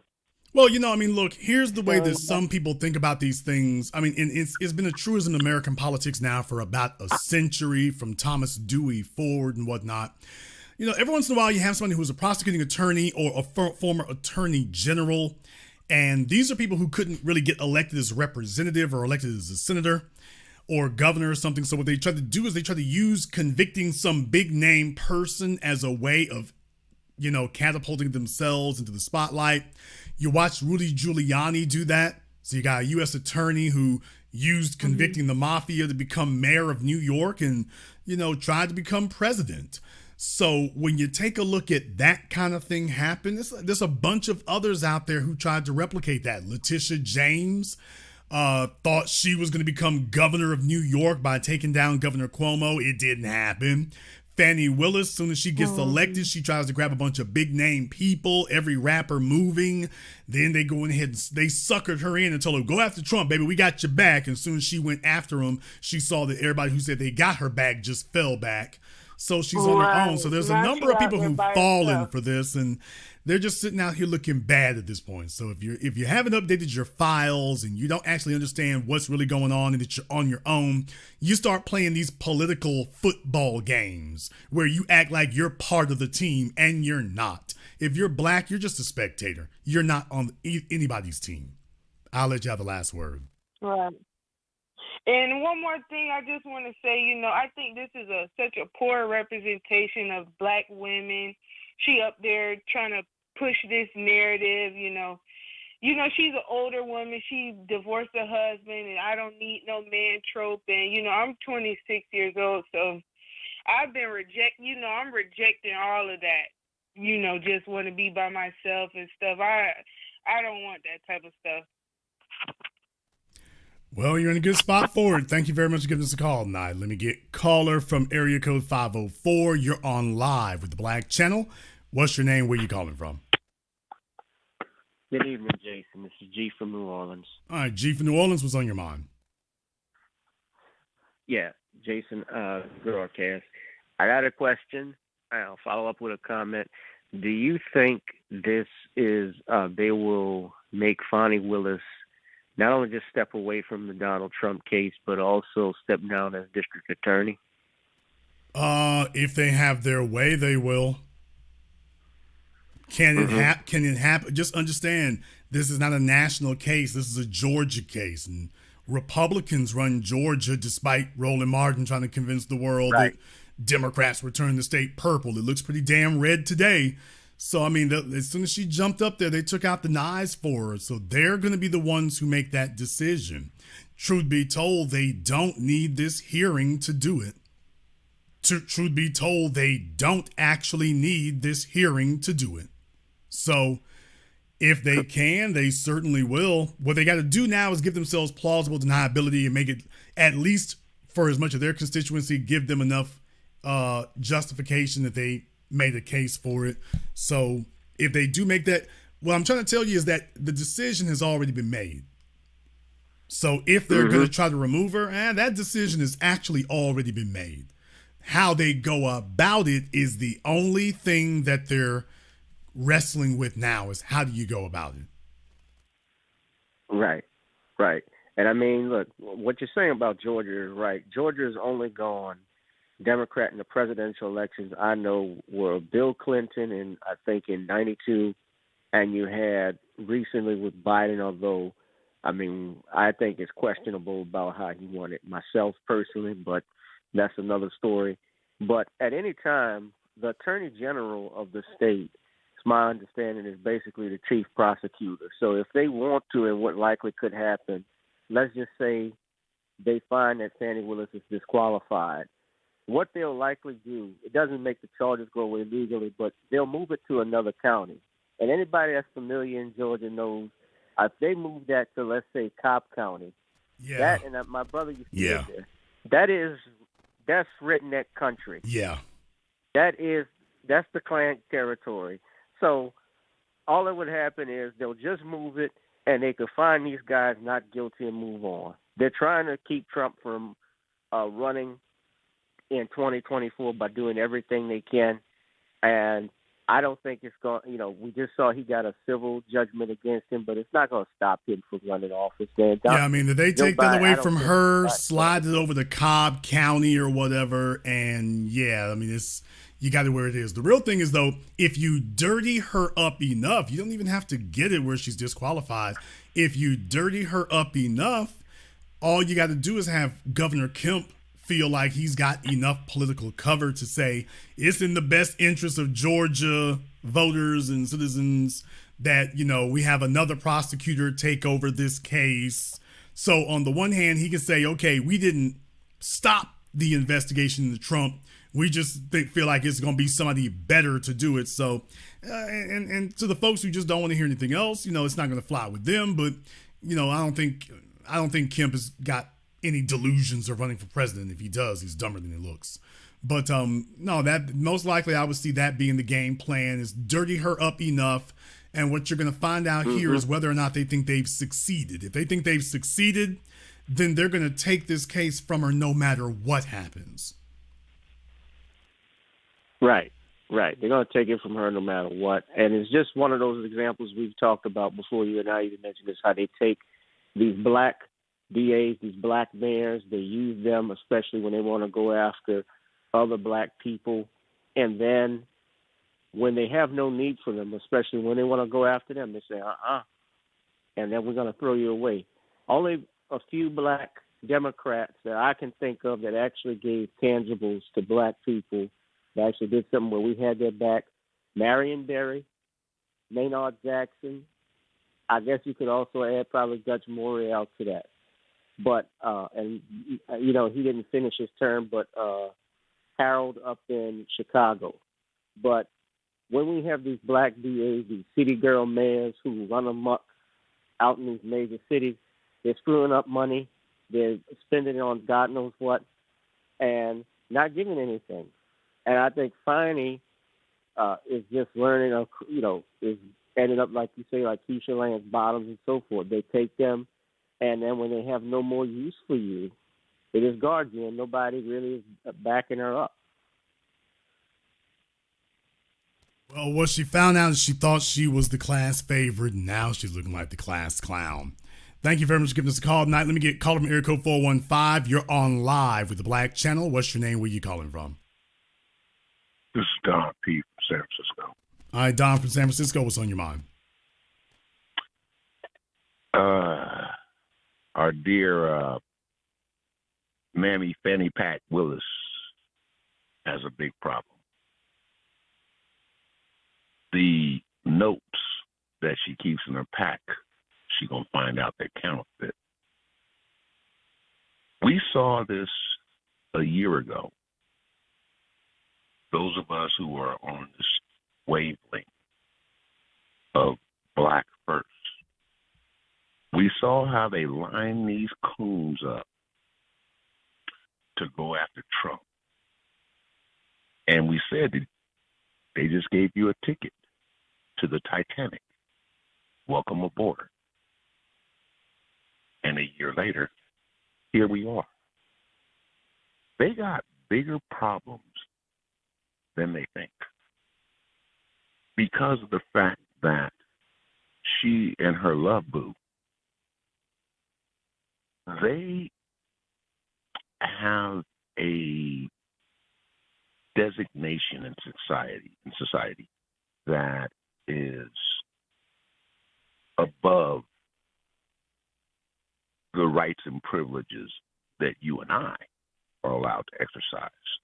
Well, certainly that's what they were thinking there, because they thought, oh, if I can win this election or whatever. Well, of course, they were selected for that. So they got mobbed up with the right people because they were there to serve a specific purpose. Then she started telling herself what all of them do. Well, let me see if I can parlay this office into something else, parlay it into something bigger. And then at some point, you're going to overstep your boundaries. And it's really a no-win situation. If you're going to do your job, you're eventually going to have to go after some Democrats, or you're going to have to go after some Republicans. So you're a Democrat in a Republican state. It's a no-win situation at some point, and you're in Atlanta. At some point, you're going to be required to go after somebody who's got some pull, somebody who's got connections, somebody who got backing, and you're going to find out just how expendable being the DA is. Thank you very much for giving us a call tonight. Let me get caller Miracle 713. You're on live with the Black Channel. What's your name? Where you calling from? Yes. Hi, my name is Scott Carter. All right, Scott Carter, where we calling from? Yes. Oh, yes. I'm so sorry. Okay, yeah. You're calling from Houston, Texas. And I want to tell you, I enjoy your content. I love it. And I thank you for being a voice. Couple of comments I'd like to make. First, what I'd like to see,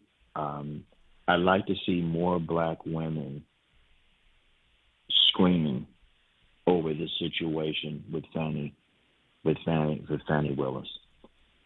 This is disgraceful to our sisters that we could have a woman that's sitting up there with the audacity she has of basically making it okay to scheme on another woman to take her husband. And that's what we have. We have a woman that, from my perspective, who got this position, was lonely by herself. I guess she was in her 50s. Maybe she was going through menopause or whatnot. She was speaking about how hard the times were, what she was going through emotionally, and she needed somebody. That's what I read into her testimony. And here she is, actively trying to lure a man that's married and destroying his family. And that's one of the big problems in our country, is that we have 70% of our children that are born, that are African American, are born out of wedlock, or born to single families. So we have a woman of the law, who says she's of the law, actually, pursuing a man that's married and then had children. Well, okay, but brother, here's the thing though. Here's the thing though. If Wade filed for divorce or whatever, that kind of neuters that. The other thing is, what she did isn't illegal. I mean, if it was in the military, maybe so.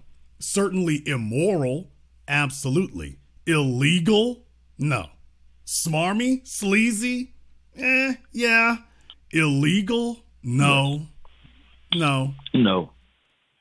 Right. So when you say a woman of the law, if you say a woman of the law, what law does this violate, other than the law of, decency? But other than that, decency. That's exactly right. That's exactly it. That's exactly it. So I mean, I see that, and it's just the other thing is. Really, but here's the other thing, though. The other thing is, let's be clear, though. Nathan Wade, he's an established attorney. He's successful in his field. Him and his wife had kids, and he was willing to drop her and go chase Fani. So as far as I'm concerned, do you know how bad you got to be messing up to lose a foot race to Fani Willis? What? Yes. She must have been doing some kind of messing up in there. She's dark skinned, she's cute and everything, but she going on 50 years herself. And I'm just saying, she must have been doing some kind of messing up to lose a foot race to her. However, in all honesty, that's really to the side. The real issue here is, how far were you willing to go with this? Because if Fani was just like, you know what? If Fani got it into her head, I'm the district attorney, what are the realistic chances that anybody is going to do a deep dive into my personal relationships? And how would it even be germane? Because technically speaking, what her and Wade are doing is not illegal. Furthermore, it's not unethical either. There is no law and no stipulation that says that the DA cannot be dating or sleeping with somebody, cheating on the husband. There's no stipulation that says that that's illegal. Another thing, there is no stipulation, for example, if you have a man and a woman who are both married and they're both attorneys, there is no stipulation that says that they can't both, be representing clients against each other. There's no stipulation, regulation, law that says you can't do that. There isn't. Now, some people would say that's a conflict of interest, but you'd have to prove that kind of thing, but there actually isn't one. So a lot of folks are making a lot of assumptions about what exactly the infraction here might be. The infraction that is being posited is, hey, she hired him as part of the team prosecuting Trump and his associates, and she got to set how much pay he's getting, so that she has a vested interest in prosecuting Trump because she's passing the bag to her boyfriend, who is in turn passing the bag, rewarding her by them two taking trips and this, that, and the other. That's the argument that's being made. It is not a rock solid argument, first of all. Now, this is coming from a guy who is no friend to Fani Willis. It's not a rock solid argument, and the reason that it's not a rock solid argument, or is actually a kind of specious one, is because Nathan Wade already makes plenty of money on his own. So let's just say that over the past year, he spent $10,000 on vacations, trips, dinners, or whatever else with her. Prove that he didn't make that $10,000 on his own. Prove that $10,000 he couldn't have done that without the money that he made from specifically working on the Trump case. He's already got a successful law firm. Prove that he don't make enough money to be able to do that, because according to his ex-wife, who's going at him now, he got plenty of money and been had it. So if you're trying to prove that, the Trump case papered him up, you're gonna have a bit of a row to hoe in that regard. How do you prove such a thing? So they are doing their damn best to try to substantiate it. There's certain what they're trying to do is parlay that into something else, because now they're trying to prove, okay, that opened the door, and even if we can't prove that one, if we can get her on perjury or something, because if she says they've only been dating for the last couple of years, if we can prove that they were seeing each other before then, now we got a bigger issue, and even that's only tertiary, but you're chipping away at it and trying to make this a bigger and bigger case. So that's why they're hammering her, not about the spending of the money now, they're hammering her about the time frame. So now it's progressed and migrated to something else. Well, she certainly is expendable, and she didn't think about the long term, because to go after a president of the United States, you got to have some pretty big balls. I mean, she's not going to hold that office forever, and just like you said earlier, she will be the room will be empty, and she will be the only person in that room when it's all over. And those folks that are cheering her on, telling her that she needs to do it, they are not going to be around. Because eventually the Republicans will take over. It's just like I told. Well, they already have Georgia already. It's just like I said about Letitia James up there in New York State. That's right. She could sit up here and tell her ham bone ass that she was going to take down the governor. I'm like, baby, as soon as you did that to Cuomo, I told her, you're done. There's no way in the world that all those white folk in the government at Albany are going to cheerlead you taking down a white governor, because all of them are going to say, we'll be next. So it's like, no, you've already made it as far as you're going to go, and there'll be another attorney general in New York. They're going to get rid of her before it's over. Thank you very much for giving us a call here tonight. I want you all to understand, let me be very, very clear about that. Fani Willis, the whole thing is the attorneys, they found a chink in the armor, and now they're trying to see if they can force it open and rip it open and exacerbate the wound and see if they can get it even worse. So they started with, hey, she's dating this other fella here, and she's setting how much he gets paid, so that that could actually be a dirty situation or, an illegitimate situation here. It could be unethical. We need to investigate it further. And in the process of that, that gives them the excuse to turn over other stones. And now we're at damn me, DJ Deuce. So we started off by saying, hey, are you dating that guy that you're paying to help you prosecute Trump? We made it all the way from there to DJ Deuce. So what they're doing is they're flipping over every stone they can along the way to see if there are any other ancillary infractions that they can dig up on her. This is no different from what the police do with a traffic stop. This is the exact same legal philosophy that the police use for a traffic stop. They pull you over for a traffic stop claiming, legitimately or not, that, you didn't turn on your turn signal when you changed lanes, you crossed the center line, or whatever. As soon as they pull you over, do I smell marijuana? Well, that wasn't what you pulled them over for originally. Yeah, but, we're looking in the back seat. Is the kid buckled up? So they pulled you over claiming that you didn't use your turn signal. Next thing you know, we got the drug dogs out here in your car. Whether the original accusation is legitimate or not. So I want you to understand how we got here. The original accusation only needs to hold a little bit of water, and it gives them the excuse to start investigating everything at this point, which is what they're doing. And now they're trying to dig up other things. And that's when we get to, how did you pay for these trips? And then she started talking about, I carry a bunch of cash on me, which sounds a little funny style, but they're trying to see if they can work that angle and use it to make her look even more uncredible. They're doing everything they can here. So I want you to see how we got here. We're beyond just, are you dating a married man? That wasn't the original accusation. It was, are you, the money that you're paying him, sounds like prosecuting Trump give you an excuse to pass the bag. And that would be unethical. And she's trying to defend herself from that. And it's like, okay, where you been? How'd you pay for that? So they put her on the hot seat. Prove that you ain't using that money you paid Trump. Now we want to account for every dollar that you spent. Where's your receipts for this? Well, I paid cash. Well, this is a lot of money in cash to be paying, isn't it? Well, I keep a bag on me. So as you all can see, this could keep going. Caller from area code 904, you're on live with the Black Channel. What's your name? Where you calling from?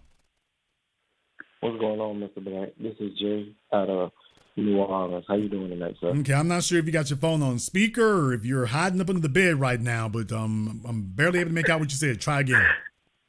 This is Jay from New Orleans. How you doing tonight, sir? Okay, Jay from New Orleans. What's on your mind? The whole synopsis of this Fani Willis thing is they divided the black vote against Paul Howard. They got her in office, and it goes back to what you say. When they done with them, they break the tools. You can believe it. You cannot believe it. You are useful to them. And while you are useful to them, all is pomp and circumstance. All is celebration. You go, girl. You the bestest, so on and so forth. And the moment you cross that line, and believe me, inevitably you will, the moment you cross that line, somebody gonna step out there and show you where your place really is. And all those people who were cheerleading you before will not be around. Please keep in mind, all the Democrats in Washington, none of them are coming to her defense. Joe Biden hasn't said anything about it. Kamala Harris hasn't said anything about it. They letting her go on her own. Now, folks claim there might have been some White House visits, but you don't see Joe Biden saying really anything. So she's going to have to carry this weight on her own all the way down to Georgia.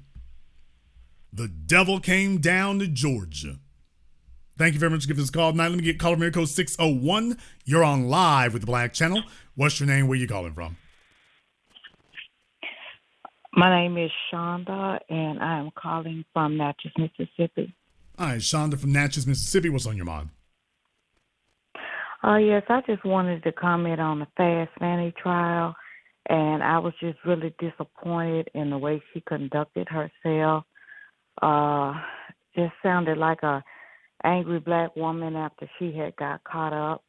And I agree with everything you said, but I do believe that there are some violations because it's taxpayers' money, and she just really can't contract her boyfriend for a job.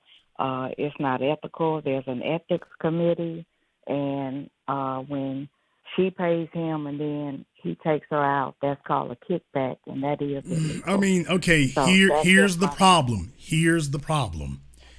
Fani Willis is not the first elected district attorney to be dating another attorney under these circumstances. That's the problem. And that's why you see a number of these other attorneys, former Supreme Court justices in Georgia. That's why you're seeing a number of them saying, well, actually, no, what she's doing is it's not illegal, unethical, and probably not that either, unless you can prove something else. So unless you can prove that she was doing this essentially to enrich themselves, there's where the issue comes from. So what I'm saying is it's not what you know, it's what you can prove. And that's going to be a kind of high bar there, because that's why I have to keep pointing this out. There is no law that says that she can't do this. She didn't do it in hoping that nobody would find out she was dating him. She'd been dating him for years now. The real thing was people saying, oh, well, what's this relationship financially? But there is no law. There is no regulation. There is no stipulation. The state bar is not coming for her behind dating Nathan Wade. Yeah. That's not going to happen because there's plenty of other attorneys and DAs who've already done that. This is not the first time this has occurred. I think it's an issue for her. She just does not come across as being honest on the stand. I mean, lying about your visit to the White House. Yeah, you know, now there's where the problem comes in. Like I said, we might start by asking about you and Nathan Wade, but when we trip off in these other areas and start, okay, substantiate this money, substantiate how many trips, substantiate where you went, and then you start giving weird answers or, answers that can't be validated or things like that. That's where you start looking. That's where you start looking like you're not credible. That's where you start looking crooked. Because if you're lying about something inconsequential, there's the real thing. If you're lying about something so-called inconsequential or minor, that starts to cast doubt on everything else. So there's where the problem comes in. Not so much about Wade, but by the way, what did you do while you were there? And the moment you start giving weird little answers, and I keep a wad of money on me here, and I don't know why I was at over there right then. I drink the Grey Goose. Now, once you start doing that, it's like, okay, now people cock an eyebrow, and then they say, yeah, tell us more about that wad of cash thing. Thank you very much for giving us a call tonight. Let me get caller from area code 614. You're on live with the Black Channel. What's your name? Where you calling from? D. Lamar French, Columbus, Ohio. All right, D. Lamar in Columbus. What's on your mind? You said it yourself. They don't really need, any, things that she's done wrong to take her off the trial, right? And I'm so I'm going through like what you were talking about, and so she's like Tariq Nasheed was like, she's acting blackety black, and that's a self-defense mechanism. But I'm wondering why he even said that the Democrats, that put her up there, ain't even coming to getting her back. So I'm wondering why. What's the power logistics of her, of them condemning her, and unless she must have some evidence that could be critical. No. Hold on, let me get some part. That's not the case. Because hold on, listen. If she might have, and they go ahead and take her off the trial, whoever they put up there next, right? orders not to deal with that, not to even bring that into a court. You did? No, they can. I mean, they can. Here's the way that kind of thing there works. First of all, I mean, the idea was not that she's going to quote unquote convict Trump, because the bottom line is you can't take him off the ballot or anything if the Supreme Court says so. So there's the issue. Very unlikely you're going to get any type of criminal conviction of him, even under these circumstances. Very unlikely. And the Supreme Court's going to have the last say no matter what. This is really about Biden and the Democrats trying to dirty Trump up and trying to scandalize him, to try to drag him down. And obviously that's not working. As far as handing it to another attorney, the best you could hope for, if you're the Republicans, is to hand it off to another attorney who will pick up where she left off at. Because you can't just ignore these allegations. You can't do that. And now, last but not least, the governor of Georgia, no matter what occurs, he could yank her off of this. The governor of Georgia, if he wants to, he could step in. Now, obviously, you don't want to do such a heavy-handed thing because that looks crooked. You need to have more substantiation before you do something of that magnitude, like pull a sitting district attorney. So that's the reason that Brian Kemp is hanging back, because that's a weapon of last resort. You don't do that unless you got all your political ducks and cover lined up in a row. You can't do such a thing. So I understand what you're saying, but in reality, that would just, most of that's far-fetched to happen. The real purpose of this is political. It's not judicial. This is about scandalizing Trump, like what Letitia James did. It's not about getting a conviction. If you change out attorneys, you're going to just end up right where you started off at. If there is any major change, it'll come from somewhere else.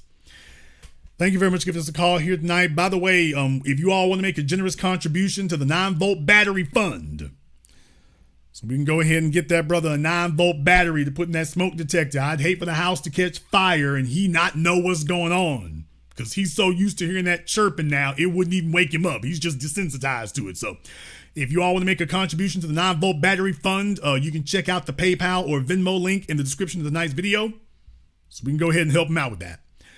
Let me get caller from area code 276. You're on live with the Black Channel. What's your name? Where you calling from? Hey, Jason. This is Michelle from Phoenix. I think this, and as usual, fantastic broadcast. I think this is going to get even more interesting. I really do have my popcorn out. I haven't really been watching it, but I've been listening to the black media on this because, there's still this other hammer with the Young Thug case where she represented, I think it was I think it was just YSL in general, so different members of YSL before she was DA. And the fact that she would go back and prosecute them under RICO. What if they tie somehow some of her money to YSL? Wouldn't that be interesting? Well, yeah, like I say, but it looks real crazy style. She was defending them first, and she's the one dragging them into court on this here. So the way that would really work is if the money was in her pockets, she wouldn't have done anything. So, but it certainly doesn't help her public credibility. She's obviously trying to use the court system to boost her profile, which, I mean, I guess it's not illegal. It's certainly unethical. It's not illegal to do, but YSL doesn't help her. That's for certain. Especially as long as that trial's been dragging on. And by the way, they just arrested one of their lawyers. One of their lawyers just got arrested. I guess she wanted to be the Becky Ride or Die. So she was tipping off some other person, I think in another case maybe, letting him know, get rid of your cell phone and get out of town. What is going on? So when the YSL's lawyers here, I mean, she went Becky Ride or Die. She told one of her other clients here, get rid of your cell phone and get out of town. Now they've arrested her and charged her. What is going on in Atlanta? Damn! What is happening? The women are desperate. The women in Atlanta are desperate. Oh, the legal field, the legal profession in Atlanta. It is no holds barred. Anything goes. Everybody is trying to get in where they fit in. Standards, what the hell are those? No wonder Nathan Wade is like, man, I know a bunch of folk a whole lot worse than me. No wonder Nathan felt like he could do this and get away with it. He's looking around like, brother, have you seen what's happening on Peachtree? I am the least of your concerns.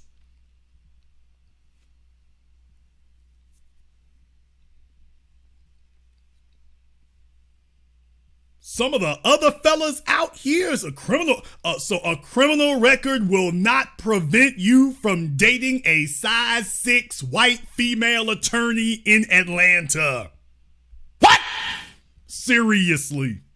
That's what this shows us now. The field is wide open. It is wide open. Well, it really tells you there's a bunch of scandalous females there too, by the way, so. Just in case you thought you were getting off easy, it's not happening. Caller from area code 917, you're on live with the Black Channel. What's your name? Where you calling from? John from Brooklyn. All right, John from where? John from Brooklyn. Okay, John from Brooklyn. What's on your mind? Yes, sir. How do you do, man? Listen, I just want to say one thing. Everything you saying is resonating. Everything you saying is resonating. Now, I'd just like to say one thing is very important, right? We are from Brooklyn, New York, first and foremost, right? And everything that's been talked about, I listen to your broadcast, because a lot of people would like to disrespect by saying this is a show. I listen to your broadcast, and, the ladies understand, the men understand.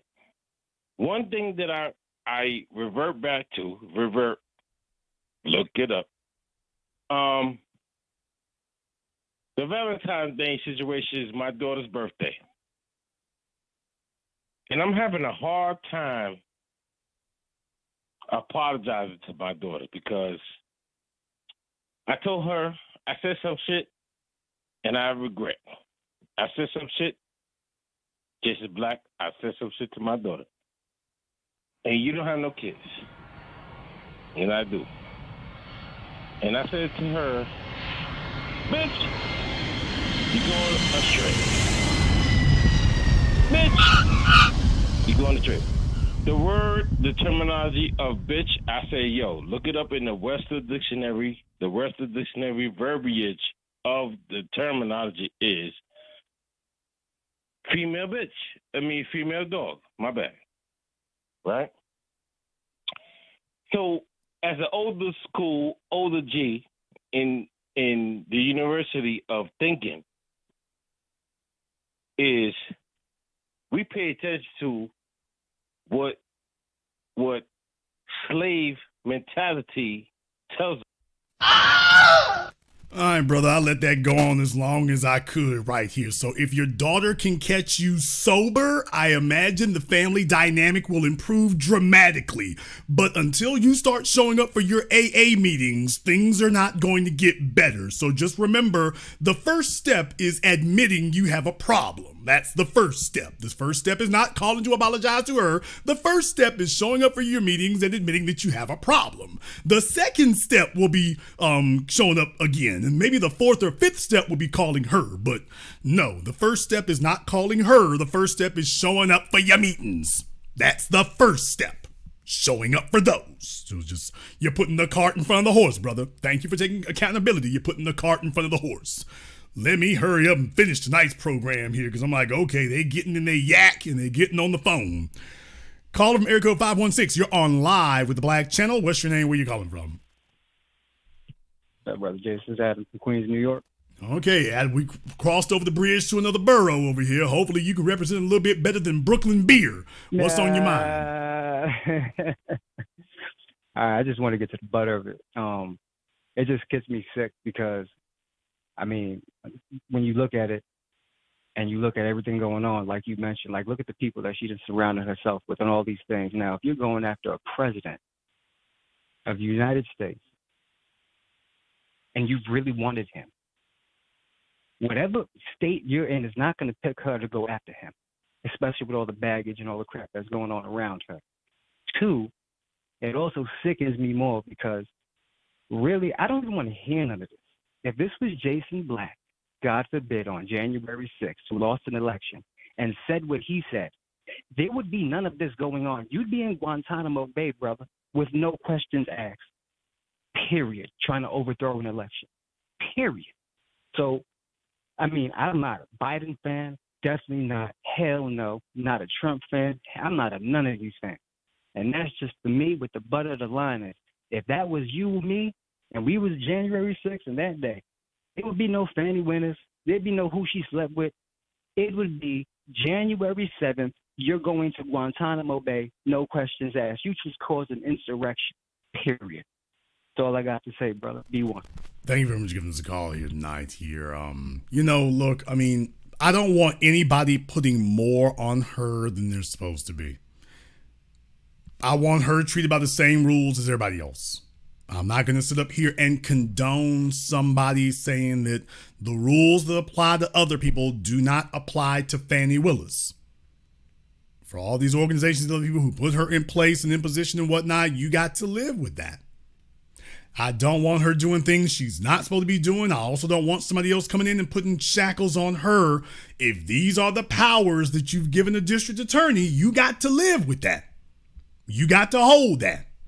You don't get to just jump up and say, well, they're not doing what we want to do, so all of a sudden they can't do that. It's not going to work that way. So I don't want to put anything extra on her. I also don't want anyone else coming in and taking something extra away. I don't want that happening either. I want to call straight down the middle. And calling it straight down the middle is, by the way, some of these answers she's giving is looking kind of funny style. It's looking kind of funny style. Fani Willis was promoted by the white political machine because they knew that she would be a loyal, useful tool. They took a look at her father. They saw his pedigree. He's not really concerned about black folk like that. He's concerned about titles and status and social organizations and sitting up here flossing with a bunch of other boule talented 10th Negroes. But he's not concerned about the people at large, and white supremacy isn't on the radar. They knew this when they were backing her. We didn't know who her father was, but the white political structure in Fulton County and in Georgia did. They knew his track record for decades. They knew who she was. They knew that she was dating DJ Deuce. They knew that she was hanging out with a bunch of other hood rat friends out there. They knew what she was. See, we're just now seeing all these things that we suspected. None of us are surprised over here. None of us are surprised. None of my longtime listeners are surprised. None of you who know the deal are surprised. No, none of us over here are shocked. There's nothing shocking here. You turned over the rock and you found exactly the worms and the bugs and the roaches that we thought we were going to find. Everything is janky. She's the kind of chick who ain't got no problem laying up with your husband shamelessly. Sitting up here laying up with your husband shamelessly in front of everybody. She letting you know this is how she lives. This is how she lives. And they've known this. The white power structure knew this. The white politicians knew this. They've known this the whole time.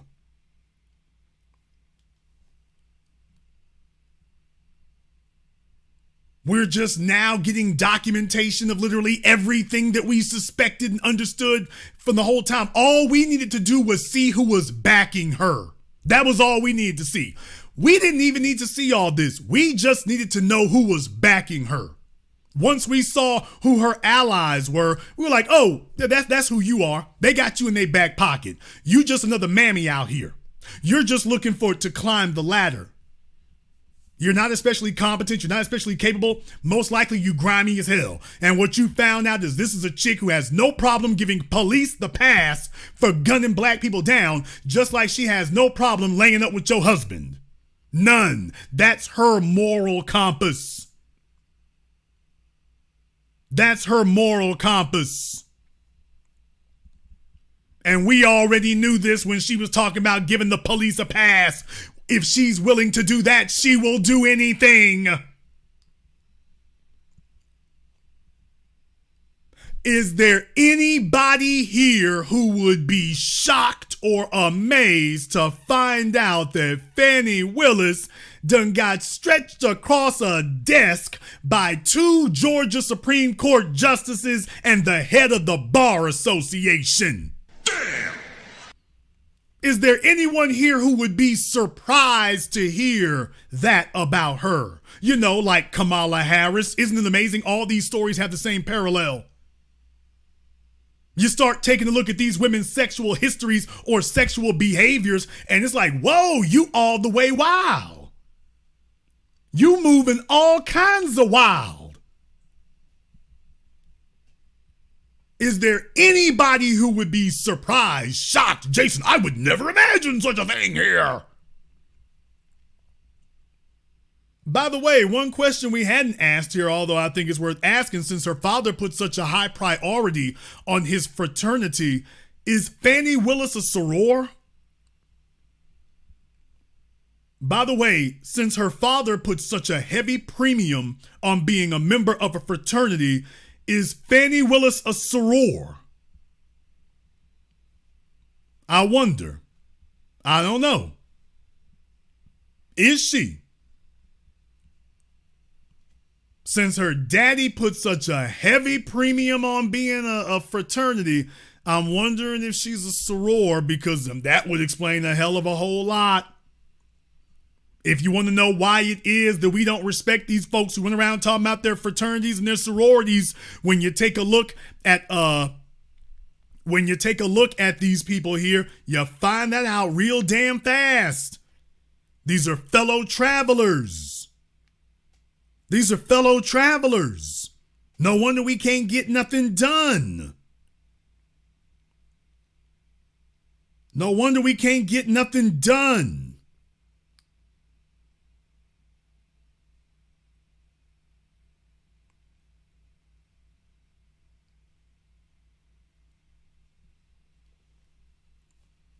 If she's not a member of a sorority, she'll do till the sorority sister gets here.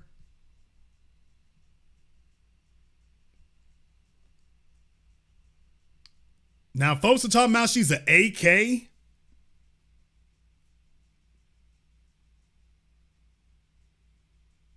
You said folks are saying that she's an AK? I wouldn't be surprised. If she's not a soror, she'll do till the sorors get here. If she's not one, she'll do when they get here.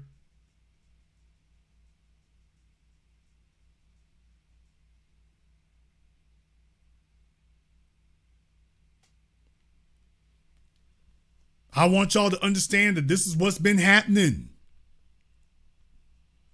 We sit up here and find out who these people are years and years ago. We find out years later who in the hell didn't do the background on this to find out what she was about. What I'm saying is that if Fani Willis, if we had known that she was dating DJ Deuce, what the hell would that look like? What the hell would that look like?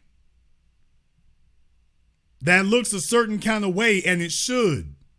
I don't know what the pin is. I have no idea, but you all can go look that up and whatever. If she's not a soror, she'll do till the sorors get here. So judging by her family pedigree, yeah, I have no problem believing that she's an AK or a Delta. I have no problem whatsoever believing that. So you all can discuss that in the comments.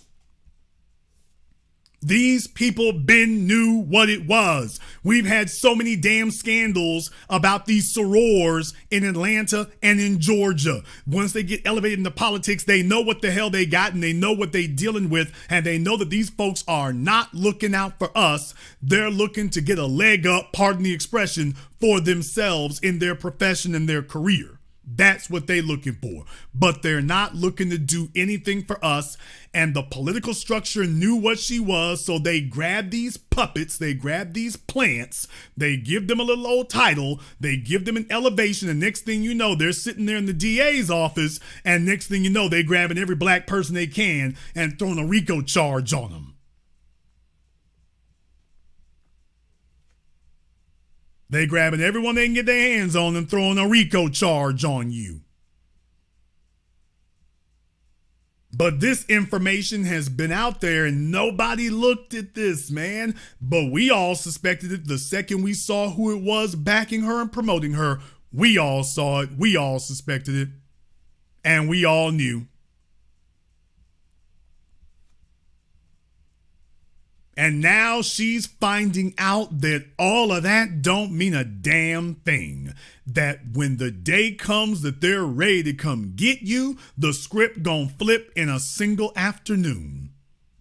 Now you've gone from being their sweetheart to being under their heel.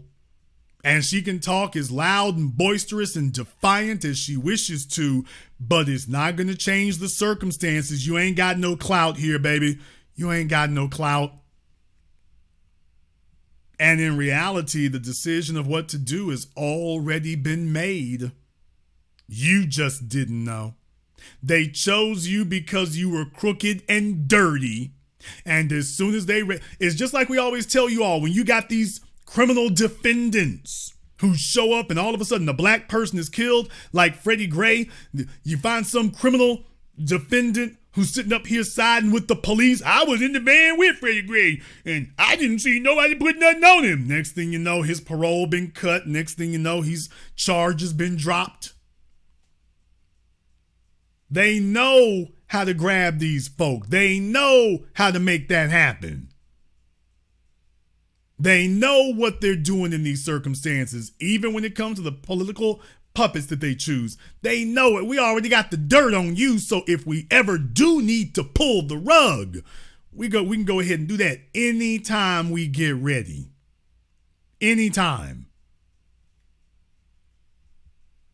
What you're going to end up with is a bunch of one-term black female politicians in Atlanta.